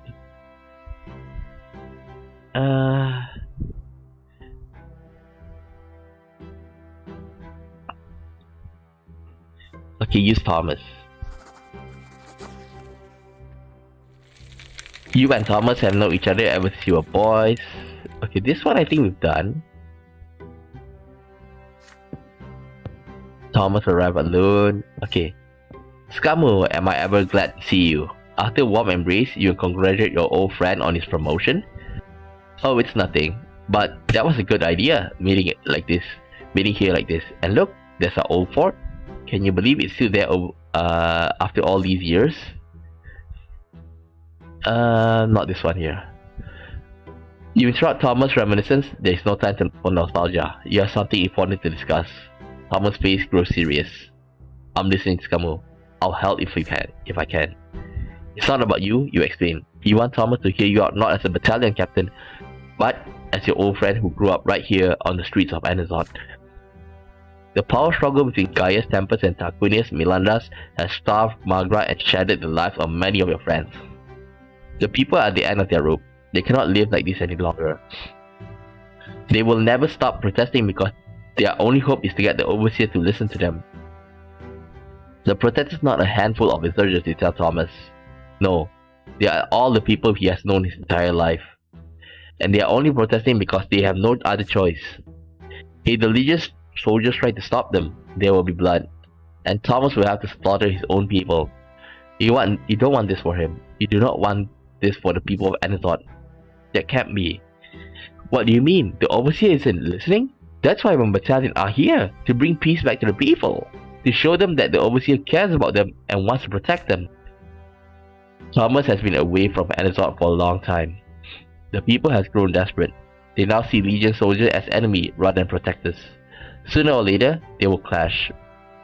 The only way to prevent bloodshed is for Legion to allow the people to be hurt by the overseer. The more the people assemble, the sooner he will fear them. What are you saying? How can you ask me this? I'm here to stop that from happening. If I go against the overseer orders, that's treason. Do you know what they do to traitors? They hang me without a second thought. You raise your hand in conciliatory gesture. Obviously, you do not want your friend to be punished, but some things just have to be said. There's so many lives at stake here. Thomas is in a position to make a difference. Thomas sighed anxiously, rubbing his forehead. You're right about one thing, Scamu. I haven't been back to Anazot in a long time. I take a look around, see things for myself, and if you're right, then maybe I'll think about it. Certainly, you reply. That is all you can ask. The city is quiet for the next week. The people slowly grow accustomed to the sight of Legion soldiers patrolling the streets, but remain nervous around them just the same. A fortnight after the conversation with your old friend, a letter arrived. Dear Brante, you were right. I spoke with my friends and family, acquaintances, simple folk, and it's true. They got nothing left but hope. I also met with nobles, including the overseer himself. None of them want to see how they are driving the city off a cliff. I'm a warrior, not a butcher. I will not allow the legion to silence the people with steel, no matter what. It is time to act. A sea of people fills the Chancery Square. Legion soldiers stand between the mob and Chancery itself. Thomas' vibrant cloak flashes here and there behind their backs. They stand with their shields together, but their spears are pointed upwards rather than at the protesters. They do not take a single step toward the crowd. You personally instructed your comrades to make sure the gathering remains peaceful, but you are still terrified to see so many people amassed in one place. You cannot see Alida, Fuad, or Oliver, but you hear one voice after another begin shouting from various parts of the mob. More and more voices join the chant. Legion out of Anazot! Legion out of Anazot! Legion out of Anazot! The Legion battalions remain frozen in place like stone statues. They do not let the commoners reach the Chancery walls, but they do not disperse them either. An hour passes like this, then another. The chanting dies down, only to begin again and again. Father Fuad's speeches keep the mob on the edge. Oliver's paid barkers do their job. Alida's voice stokes the fire in the hearts of the young, but the people are getting tired. Did you miscalculate? Has the overseer left the city for the day? The Chancery doors open. The overseer is here after all. He raises a hand, and shiver runs through the horde. The square falls silent. Good people of Anazot, your voice have been heard. In the name of the Emperor, you have my word. If you all leave the square quickly and peacefully, my battalion will vacate the city. If any of you are still in the square, 1 hour hence, my battalion will restore order. Once the overseer finishes his speech, he turns around and disappears into the Chancery. Silence follows. For a brief moment, the people are dumbstruck and they begin to disperse. Their elation grows. They have been heard. They have won. You leave the square along with them. Lastro has won that day. You got what she wanted. The battalion leave the city by night. And Arcane always keeps his promise. The next day, yet another fight in the Brante household. Gloria gleefully gloats over yesterday's event. Stephen responds to it with an outburst of rage. He is furious over the overseer's perceived weakness. Your head begins to ache from their shouting and foul language. Is one day of peace too much to ask? Several days pass. There is a knock at the door. Thomas is standing there, dressed in plain clothes. No vibrant officer cloak, no sword by his side. What happened? Your old friend just chuckles. See what I get you for listening to you? We're in the same estate again, just like the good old days. You do not know what to say? You never wanted this. It's okay, Brante. You didn't force my hand. It was my choice, and I don't regret it. I'd rather be a commoner than a butcher. I came to say goodbye. I've been ordered by the overseer to leave Anazot and never come back. Oh well, beats getting executed, right? I doubt we'll ever see each other again. Thomas offers you his hand. Farewell, Scammel. You stay on your path, no matter what. You shake your friend's hand for the last time. You ruin Thomas' life for your own ends. How much more will you have to sacrifice before this is finally over? The secret chancery feels the brunt of the overseer's fury as well. Brante, I need to execute a few people to convince Gaius the instigators of the protest have been found. Pick a few people you won't mind losing. Not an easy choice to make. You decided to go through the safe route and hand over several of Moss's agents to the authorities. No one will miss those drunks and degenerates. Good riddance to bad rubbish. But don't go thinking I can replace them just like that. I ain't made of goons, yeah? Guess Sir Philippe will have to get by without reports on his enemies for a bit.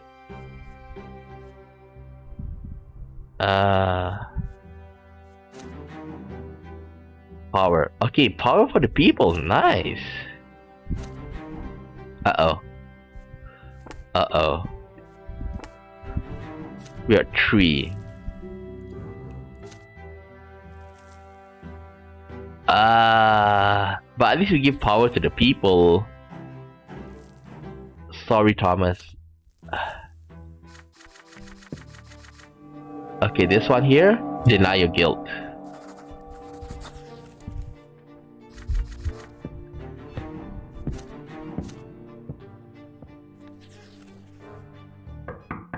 Urgent deal.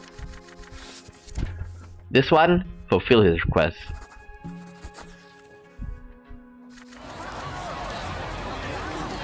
Schism. Uh-oh, this is bad.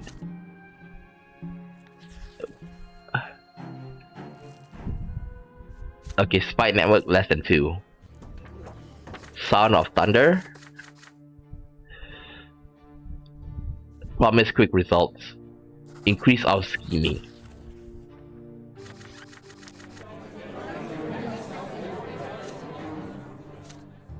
One more.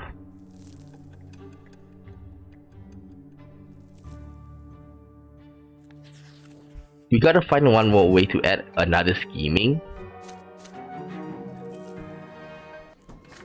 A dangerous hall.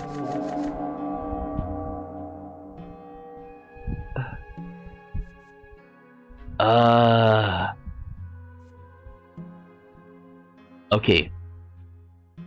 We gotta go with... Now, if we have stash of gunpowder, then we'll be able to, like, from what I can see, we can improve scheming. Okay? And we have our own guard, and if we keep Eggman safe, because like if we do this, we can like take out Philippe and be stronger.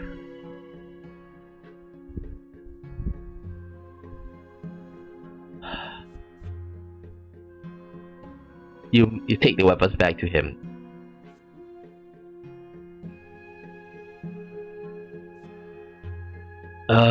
Damn it. Okay, we are going for Sophia. We gotta bring her to outside. So Eggman, sorry. Cause this way I can increase my scheming as well.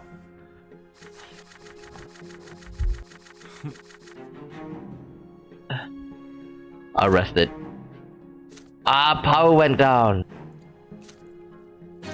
No scheming. Okay, that screwed up a bit.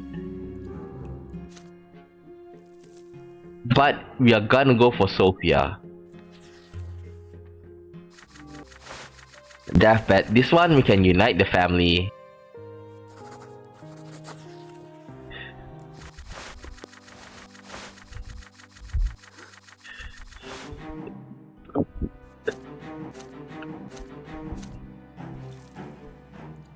Okay, she's getting better.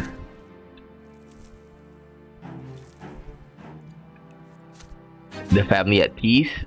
Now we have Gloria Brante.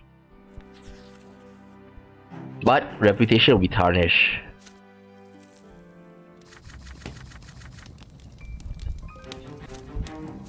Disgrace.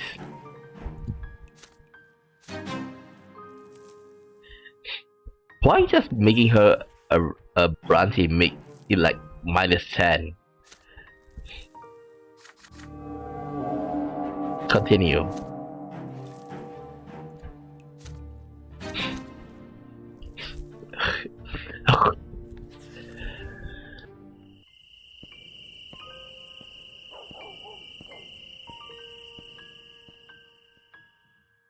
Sorry about that. The splam. Repentance. This one called Mother. Like, maybe I don't need to say anything to Nathan. Like in the next chapter.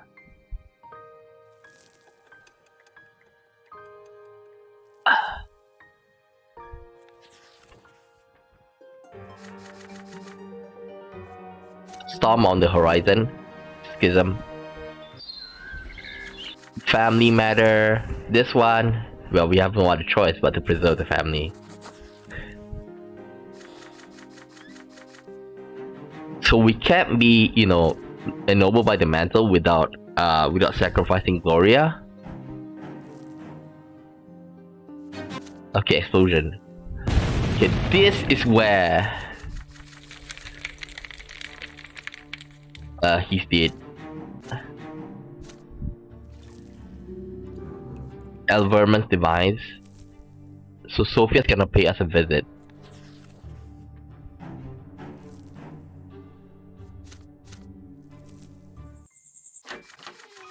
The greater good.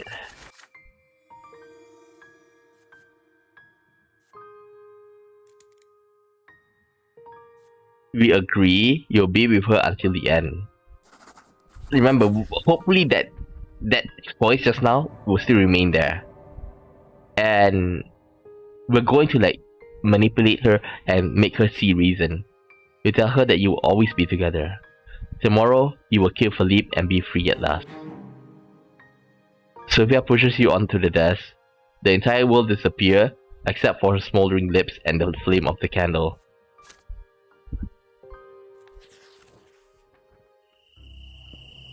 Okay, this is when we murder him. Murder Philippe.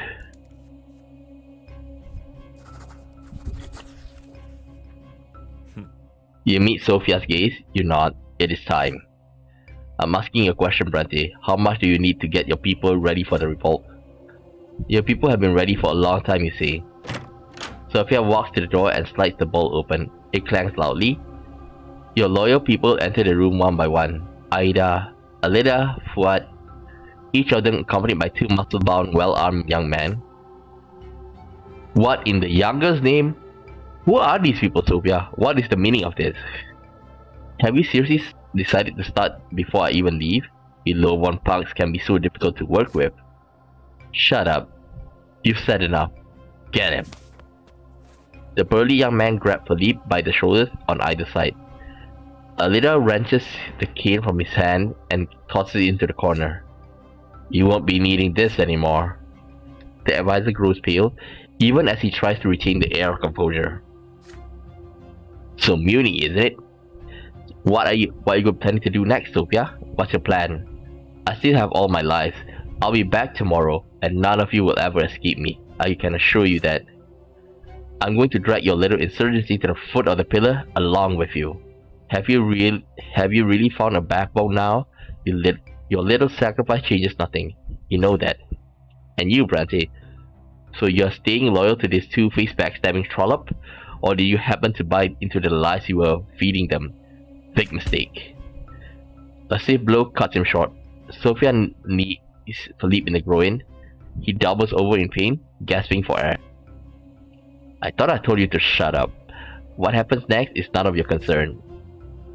We're gonna put this man on trial, Scummo. The People's Court will judge him. I want you to carry out the sentence. You sheathe Sophia's gift, the Misery Court.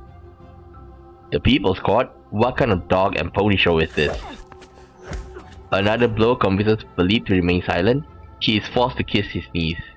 You form a circle around him.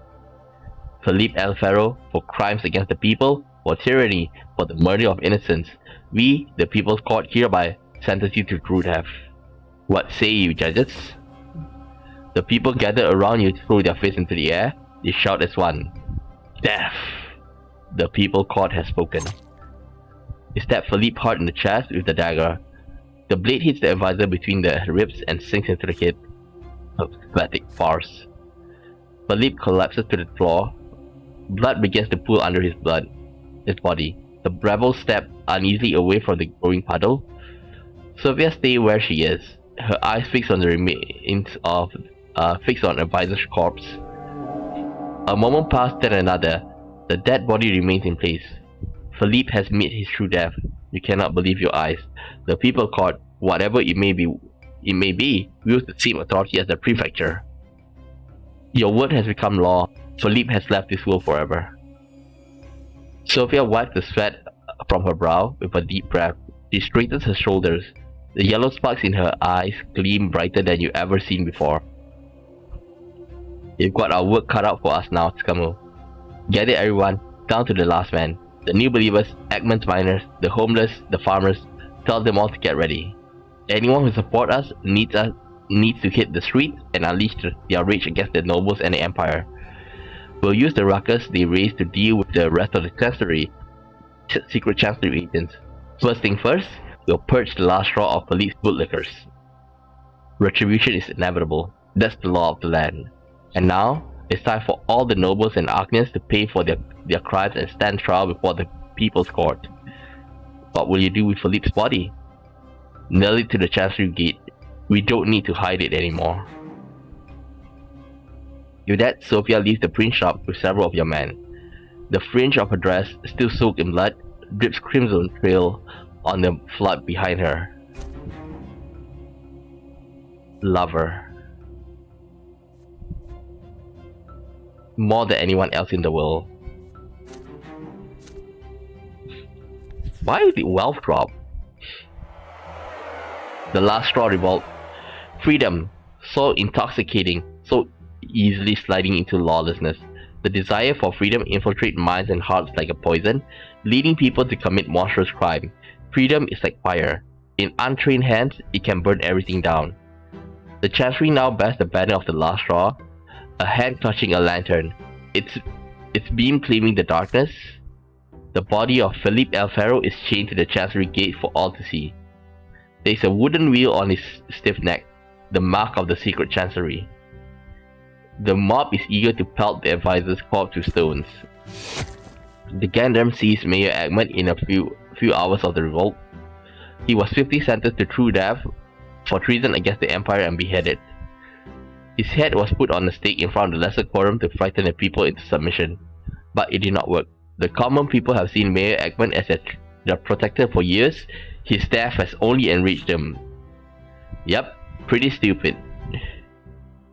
The people fill the streets, tempers run high, thanks to no small part in the last straw provocateurs.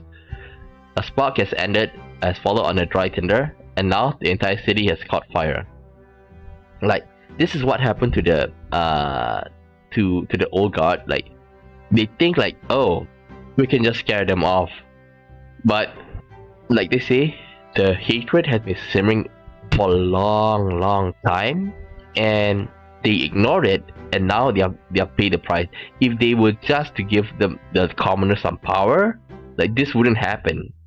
Like, killing Mayor Eggman is basically, a blunder on their part.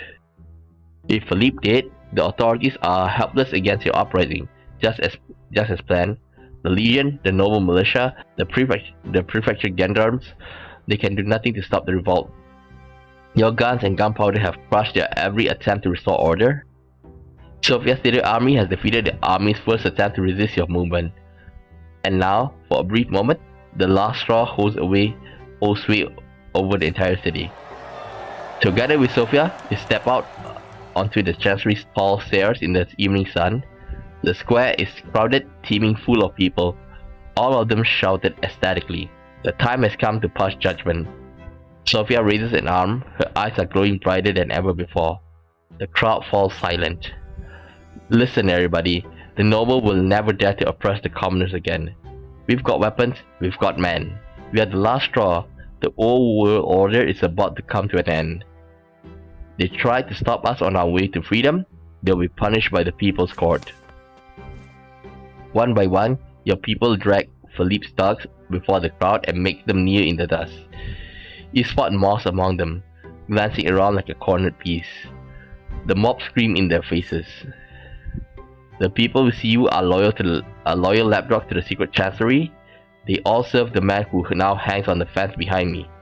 Now, we'll put them on trial. Your men line up before the prisoners. You give the command. Ready? Please, Camus, spare me. I want to live. I was always faithful to you. I don't deserve to die. Enemies of freedom, for crime against the people of Anazot, we, the People's Court, sentence you to true death. You raise an arm, aim. The gunmen train their muskets on the prisoners. What say you, judges? The people in the crowd pump their fists in the air. The cacophony of disparate voices merges into one. Death. The People's Court has spoken. You drop your hand. Guns fire all at once. Bodies fall to the ground. The mob watches in awe as blood begins to drip down the Chancery stairs. The bodies remain forever dead. And then they scream in terror and glee. A choir of voices so deafening, it makes the nearby window shake. So what happened is that if they are supposed to revive, like, the body will disappear and form again in the church, it seems that unless you're judged, then and found you guilty, then you will not. Then you will die forever. The word of the people has become the law. We cannot be stopped. We have tolerated the tyranny of the Empire for far too long. The time has come to take our destiny into our own hands. These imperial bastards can't stop our righteous revolution. Arm yourself, people. Your freedom is in your hands. He walked down the stairs, accompanied by the cries of the people. Freeman, take the man and tell everyone to leave the square. Then get to the city walls. We need to get all the gates under control. Gaius Tempest is probably on his way here with his battalions. Aye aye. Sophia turns to you. Although utterly exhausted, she still manages a smile. I told you I was nothing but trouble. Even I don't know what's gonna happen next. It doesn't matter anymore, you tell her. Now, you will either win or hang. The two of you laugh. There's no two ways about it. Sophia laughs. Well said. I got an urgent job for you, Skamo. We've done well, but our foothold here is too weak. If our enemy decide to work together, we will be crushed. We need to split up. I'll arm the new recruits. Friedman will defend the walls. You keep an eye on the city. We have to finish off our enemies here in Anzot and find new allies to support us. You promise to do everything you can. Sophia's fingers slightly brush against your cheek. Her lips find yours briefly, but there is little time to waste. I love you. She leaves the square before you can manage a reply. You leave as well. The gendarmes and garrison battalion soon retake the chancery and most of the central districts. Night falls. For a brief moment, the city is quiet once more. True death.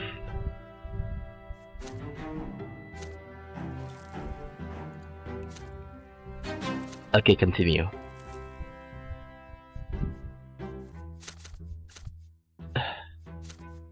Huh?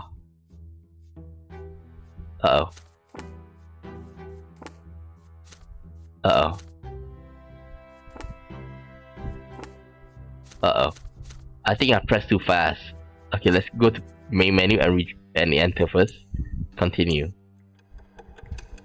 Continue. You have to wait.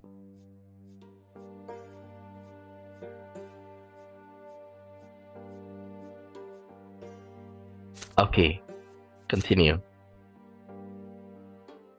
At last, the day has come which would decide my fate, as well as that of my family, and perhaps the entire Empire. The day of the Revolt.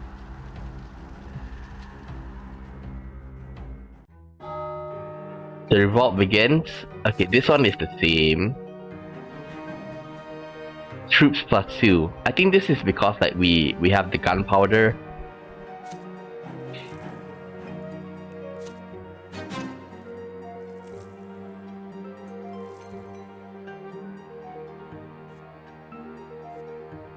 Oof. Oh, we have no support from the noble. At least a little bit.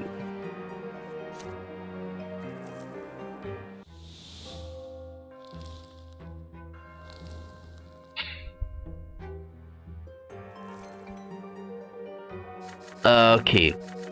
Now, there's one thing that I have to evaluate right now. Is that whether should we let the family, stay here? Wait, let me check. The family has fled. I got a feeling that if they stay here, they're gonna die.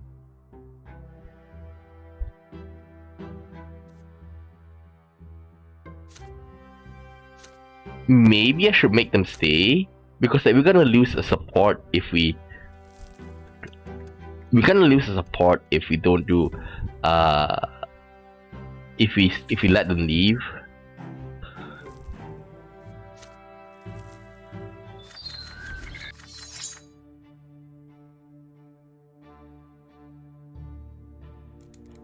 Agree with your father and protect your home. Yeah, protect this time. Let's see how it goes. You agree with your father. The Brantes need to take shelter at home and stay out of the struggle. It will be unwise for the family to take any side in the coming conflict. They should just keep on focusing on keeping each other safe. You, however, will have to act on your own. This is a historic day. You cannot stay out of it. Soon, you will join the struggle of the city's future. You have to get ready and master all your strength. Father lets out a bitter sigh. Put his hand on your shoulder. Very well, son. I always know you had your own destiny. I hope you fulfill it today. Determination written in his face, Father stands up and buckles on his sword belt. As for the rest of us, we will stay home and stick together. Check all the locks, board up all the windows, and reinforce the doors. You say you hurried farewells to your family and leave them to their preparation for the coming storm. If they should find themselves in danger, you promise to come home and help them at once. But in your heart, you are still uneasy. You finally walk out the door and head towards the gate. This is where you belong now, on the streets, where history is about to be written. Skamu, hold on.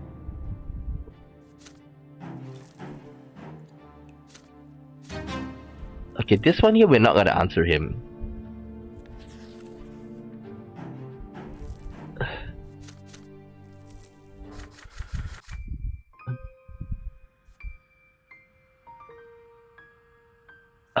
You should ask the elder.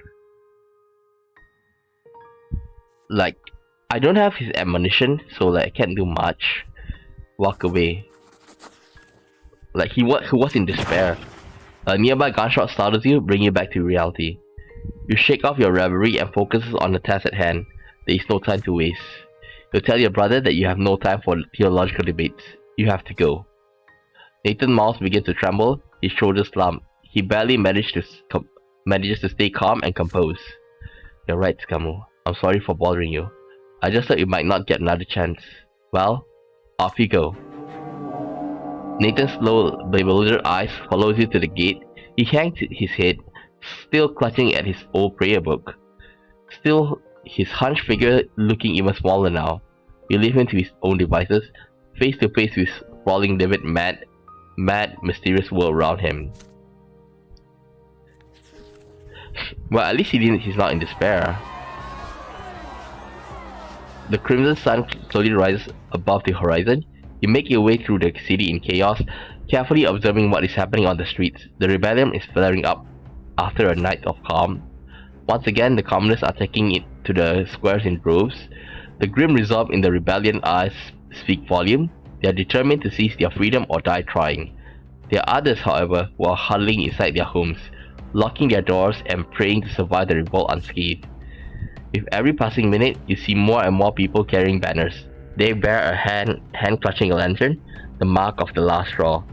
The conspirators have left the shadows at last. They hand out guns to the common folk. Okay, this one we've read through this. Yeah, this one we've read. Assemble of a squad of loyal rebels.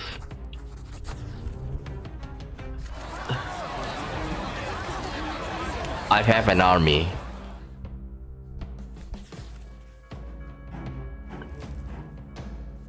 Stockpile of arms. The time has come. A long and arduous day looms before you. You will need all the support you can get. It is time to distribute your stash of guns and gunpowder to those you can truly trust. You guide your last straw comrade to the secret warehouse. They dig into the contents enthusiastically, arming themselves with guns and hanging pouches of bullets from their belts. You are now in command of an armed squad of loyal commoners. Today, they will help you reach your goal.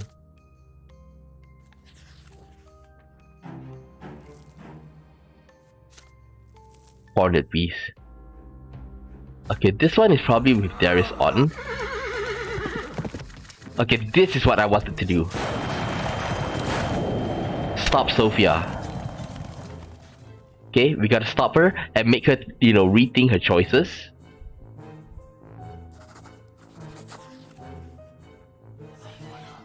You give your orders quietly, ready your weapons, be quiet, and follow me. You must rescue Sophia and her people. The rage of battle and the deafening rumble of gunfire render the noble riders blind and deaf to your approach. You bring your squad closer, waiting for the perfect moment to take them by surprise. Sophia and her rebels fight with all their might, but the riders keep pushing. The ring around them becomes smaller and smaller. Squad, attack! Our cause is just. Sophia, we're coming! Death to tyrants! Steel grinding against steel. Clouds of acrid smoke, the stench of blood, horses neighing in terror. You used to walk to Sir Thibault's school along this very street, but now it is the site of a terrible battle. To find Sophia in the chaotic skirmish, you follow the flash of magic yellow light. One by one, the riders fall from their saddles, paralyzed by her spell. Sophia's sepia eyes burn with rage. Come here on, I'll show you what your servant can do. Driven by blind rage, the desperate young woman faces the armed and armored riders on her own. You finally make your way to her side. Sophia! Scambu? Finally, I thought they got you. Come on, let's crush them together. You scream over the sound of skirmish. No, this is a battle you cannot win. You will have to abandon the captive. You have to get out of the trap now. Sophia takes a moment to catch her breath and return to her senses. The furious yellow light in her eyes dies down. Her fighters form a shield around her, blocking another assault from On's riders. Reinforcements on horseback are already headed your way to the Silver District. You grab Sophia by the elbow. Your voice hoarse, you scream and order at the rebels. Retreat! You withdraw from the square down narrow back streets and alleyways under the cover of the gunfire. The riders quickly lose track of you. Only Auden's scream of rage reaches your ears now. Just you wait till I get my hands on you, you filthy slut. You better thank the twins when I have more important matters to attend to. In a quiet space surrounded by several houses with boarded up doors and windows, Sophia's rebels take a moment to lick their wounds. They join your men. Armed with guns and explosives, they will make formidable force. While everyone recovers, you wander away to find Sophia. She is sitting on the doorstep of an abandoned house, far from the rest of you. Her eyes are trained on her own reflection in a muddy window across from her. She tries to stuff tobacco into her pipe with trembling hands. Most of it ends up on her lap. I almost ruined everything, Scamu. If it weren't for you... Auden tried to turn our own man against us. He told them I was crazy. I couldn't let him keep lying like that. You put a hand on her shoulder. Sophia looks up at you, surprised. You ask her to hear you out and not get angry. This has nothing to do with Auden or his schemes. Sophia has lost her purpose. She is fighting without a true goal. The one emotion that keeps her going is the pain the world has caused her. All she cares about is revenge and destruction. But what is she going to leave behind once the old world has been destroyed? Sophia leaps to her hand and reach. She throws her pipe to the ground. What? Are you quoting on to me, Scammo? You think I'm crazy and ruthless too? You followed me yourself. You know as well as I do that nothing's ever gonna change until we wreck the old world completely. We have to do it, even if it means destroying everything we care about. You patiently wait for her outburst to end. When Sophia calms down, you offer her a hand in peaceful gesture. You care about her. You will not sacrifice her. What will she do? Sophia begins to tremble, at a loss for words. You keep talking. The world made by a twin is merciless. There is so much suffering, so much injustice, so much righteousness. But there is more than that. Your loyal comrade in arms, good honest people who just want better life, people who hope for change, and the feelings you and Sophia share. Is she really going to destroy it all? Tears are running down Sophia's cheeks. It's the only way I know, Scammer. The world has shown me time and time again that destruction is all it deserves. You take Sophia by the hand. She squeezes yours so hard it hurts. You tell her, no. The two of you have come so far. You're fighting for so much, you will not let it burn away in the flames of a ruthless war. Sophia hesitates. Her trembling fingers cling to your hand. I can't even trust myself. There's no way out for us. It's all my fault. You pull Sophia closer so that her head rests on your chest and start whispering. She has done the impossible. After all the centuries of humility and suffering, she has taught the people to rise up and fight against their masters. Sophia is their leader, their guide, and she has to guide them towards a new world rather than ruin and death. She smiles weakly and rises. All I can do is destroy. You have to be the one to do all the building, Skamu. I'll step aside, help you however I can. I know you'll do it right. You're gonna lead the people from now on. Yes! The tears on her face have dried now. She summons the rebels to you in the commanding voice they expect from her. Brante is the leader of the revolt now. You know he's loyal to all cause. Trust him and he'll lead you all to victory. And a new life. Give me a second.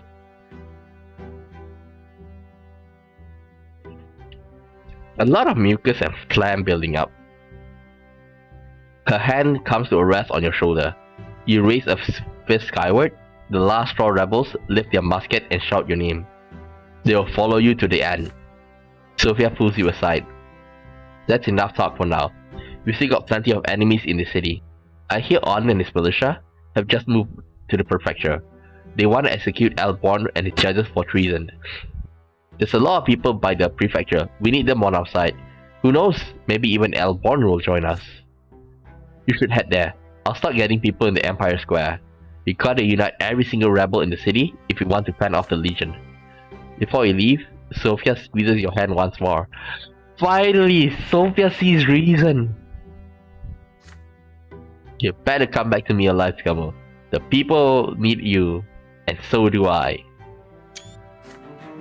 You squeeze her hand in return. And then you part ways. Sophia and most of the rebels leave for Empire Square. Your next stop is the prefecture. Yes! She gave us the power. Okay. This is pretty good. Now, I don't know how long it will take. Okay? Excuse me. I don't know how long it will take, but I'm planning to like maybe go on to 3 hours tomorrow. Okay, so that if it's a bit too long, then maybe like we'll end it there. But right after we finish this, this run of being the Lawless and fighting for the people, I'm planning to go for a priest run. Okay, like we become the priest that that reveal the truth, because like it seems that that we can become how should I say this, the new prophet. Okay, so hopefully that is what we can do, and I'm hoping that we can finish this last straw run. Okay, so with that said, I'll end the stream here and I'll see you guys tomorrow. Okay, hopefully we can get it all done. So with that said, see you guys next time. Bye bye.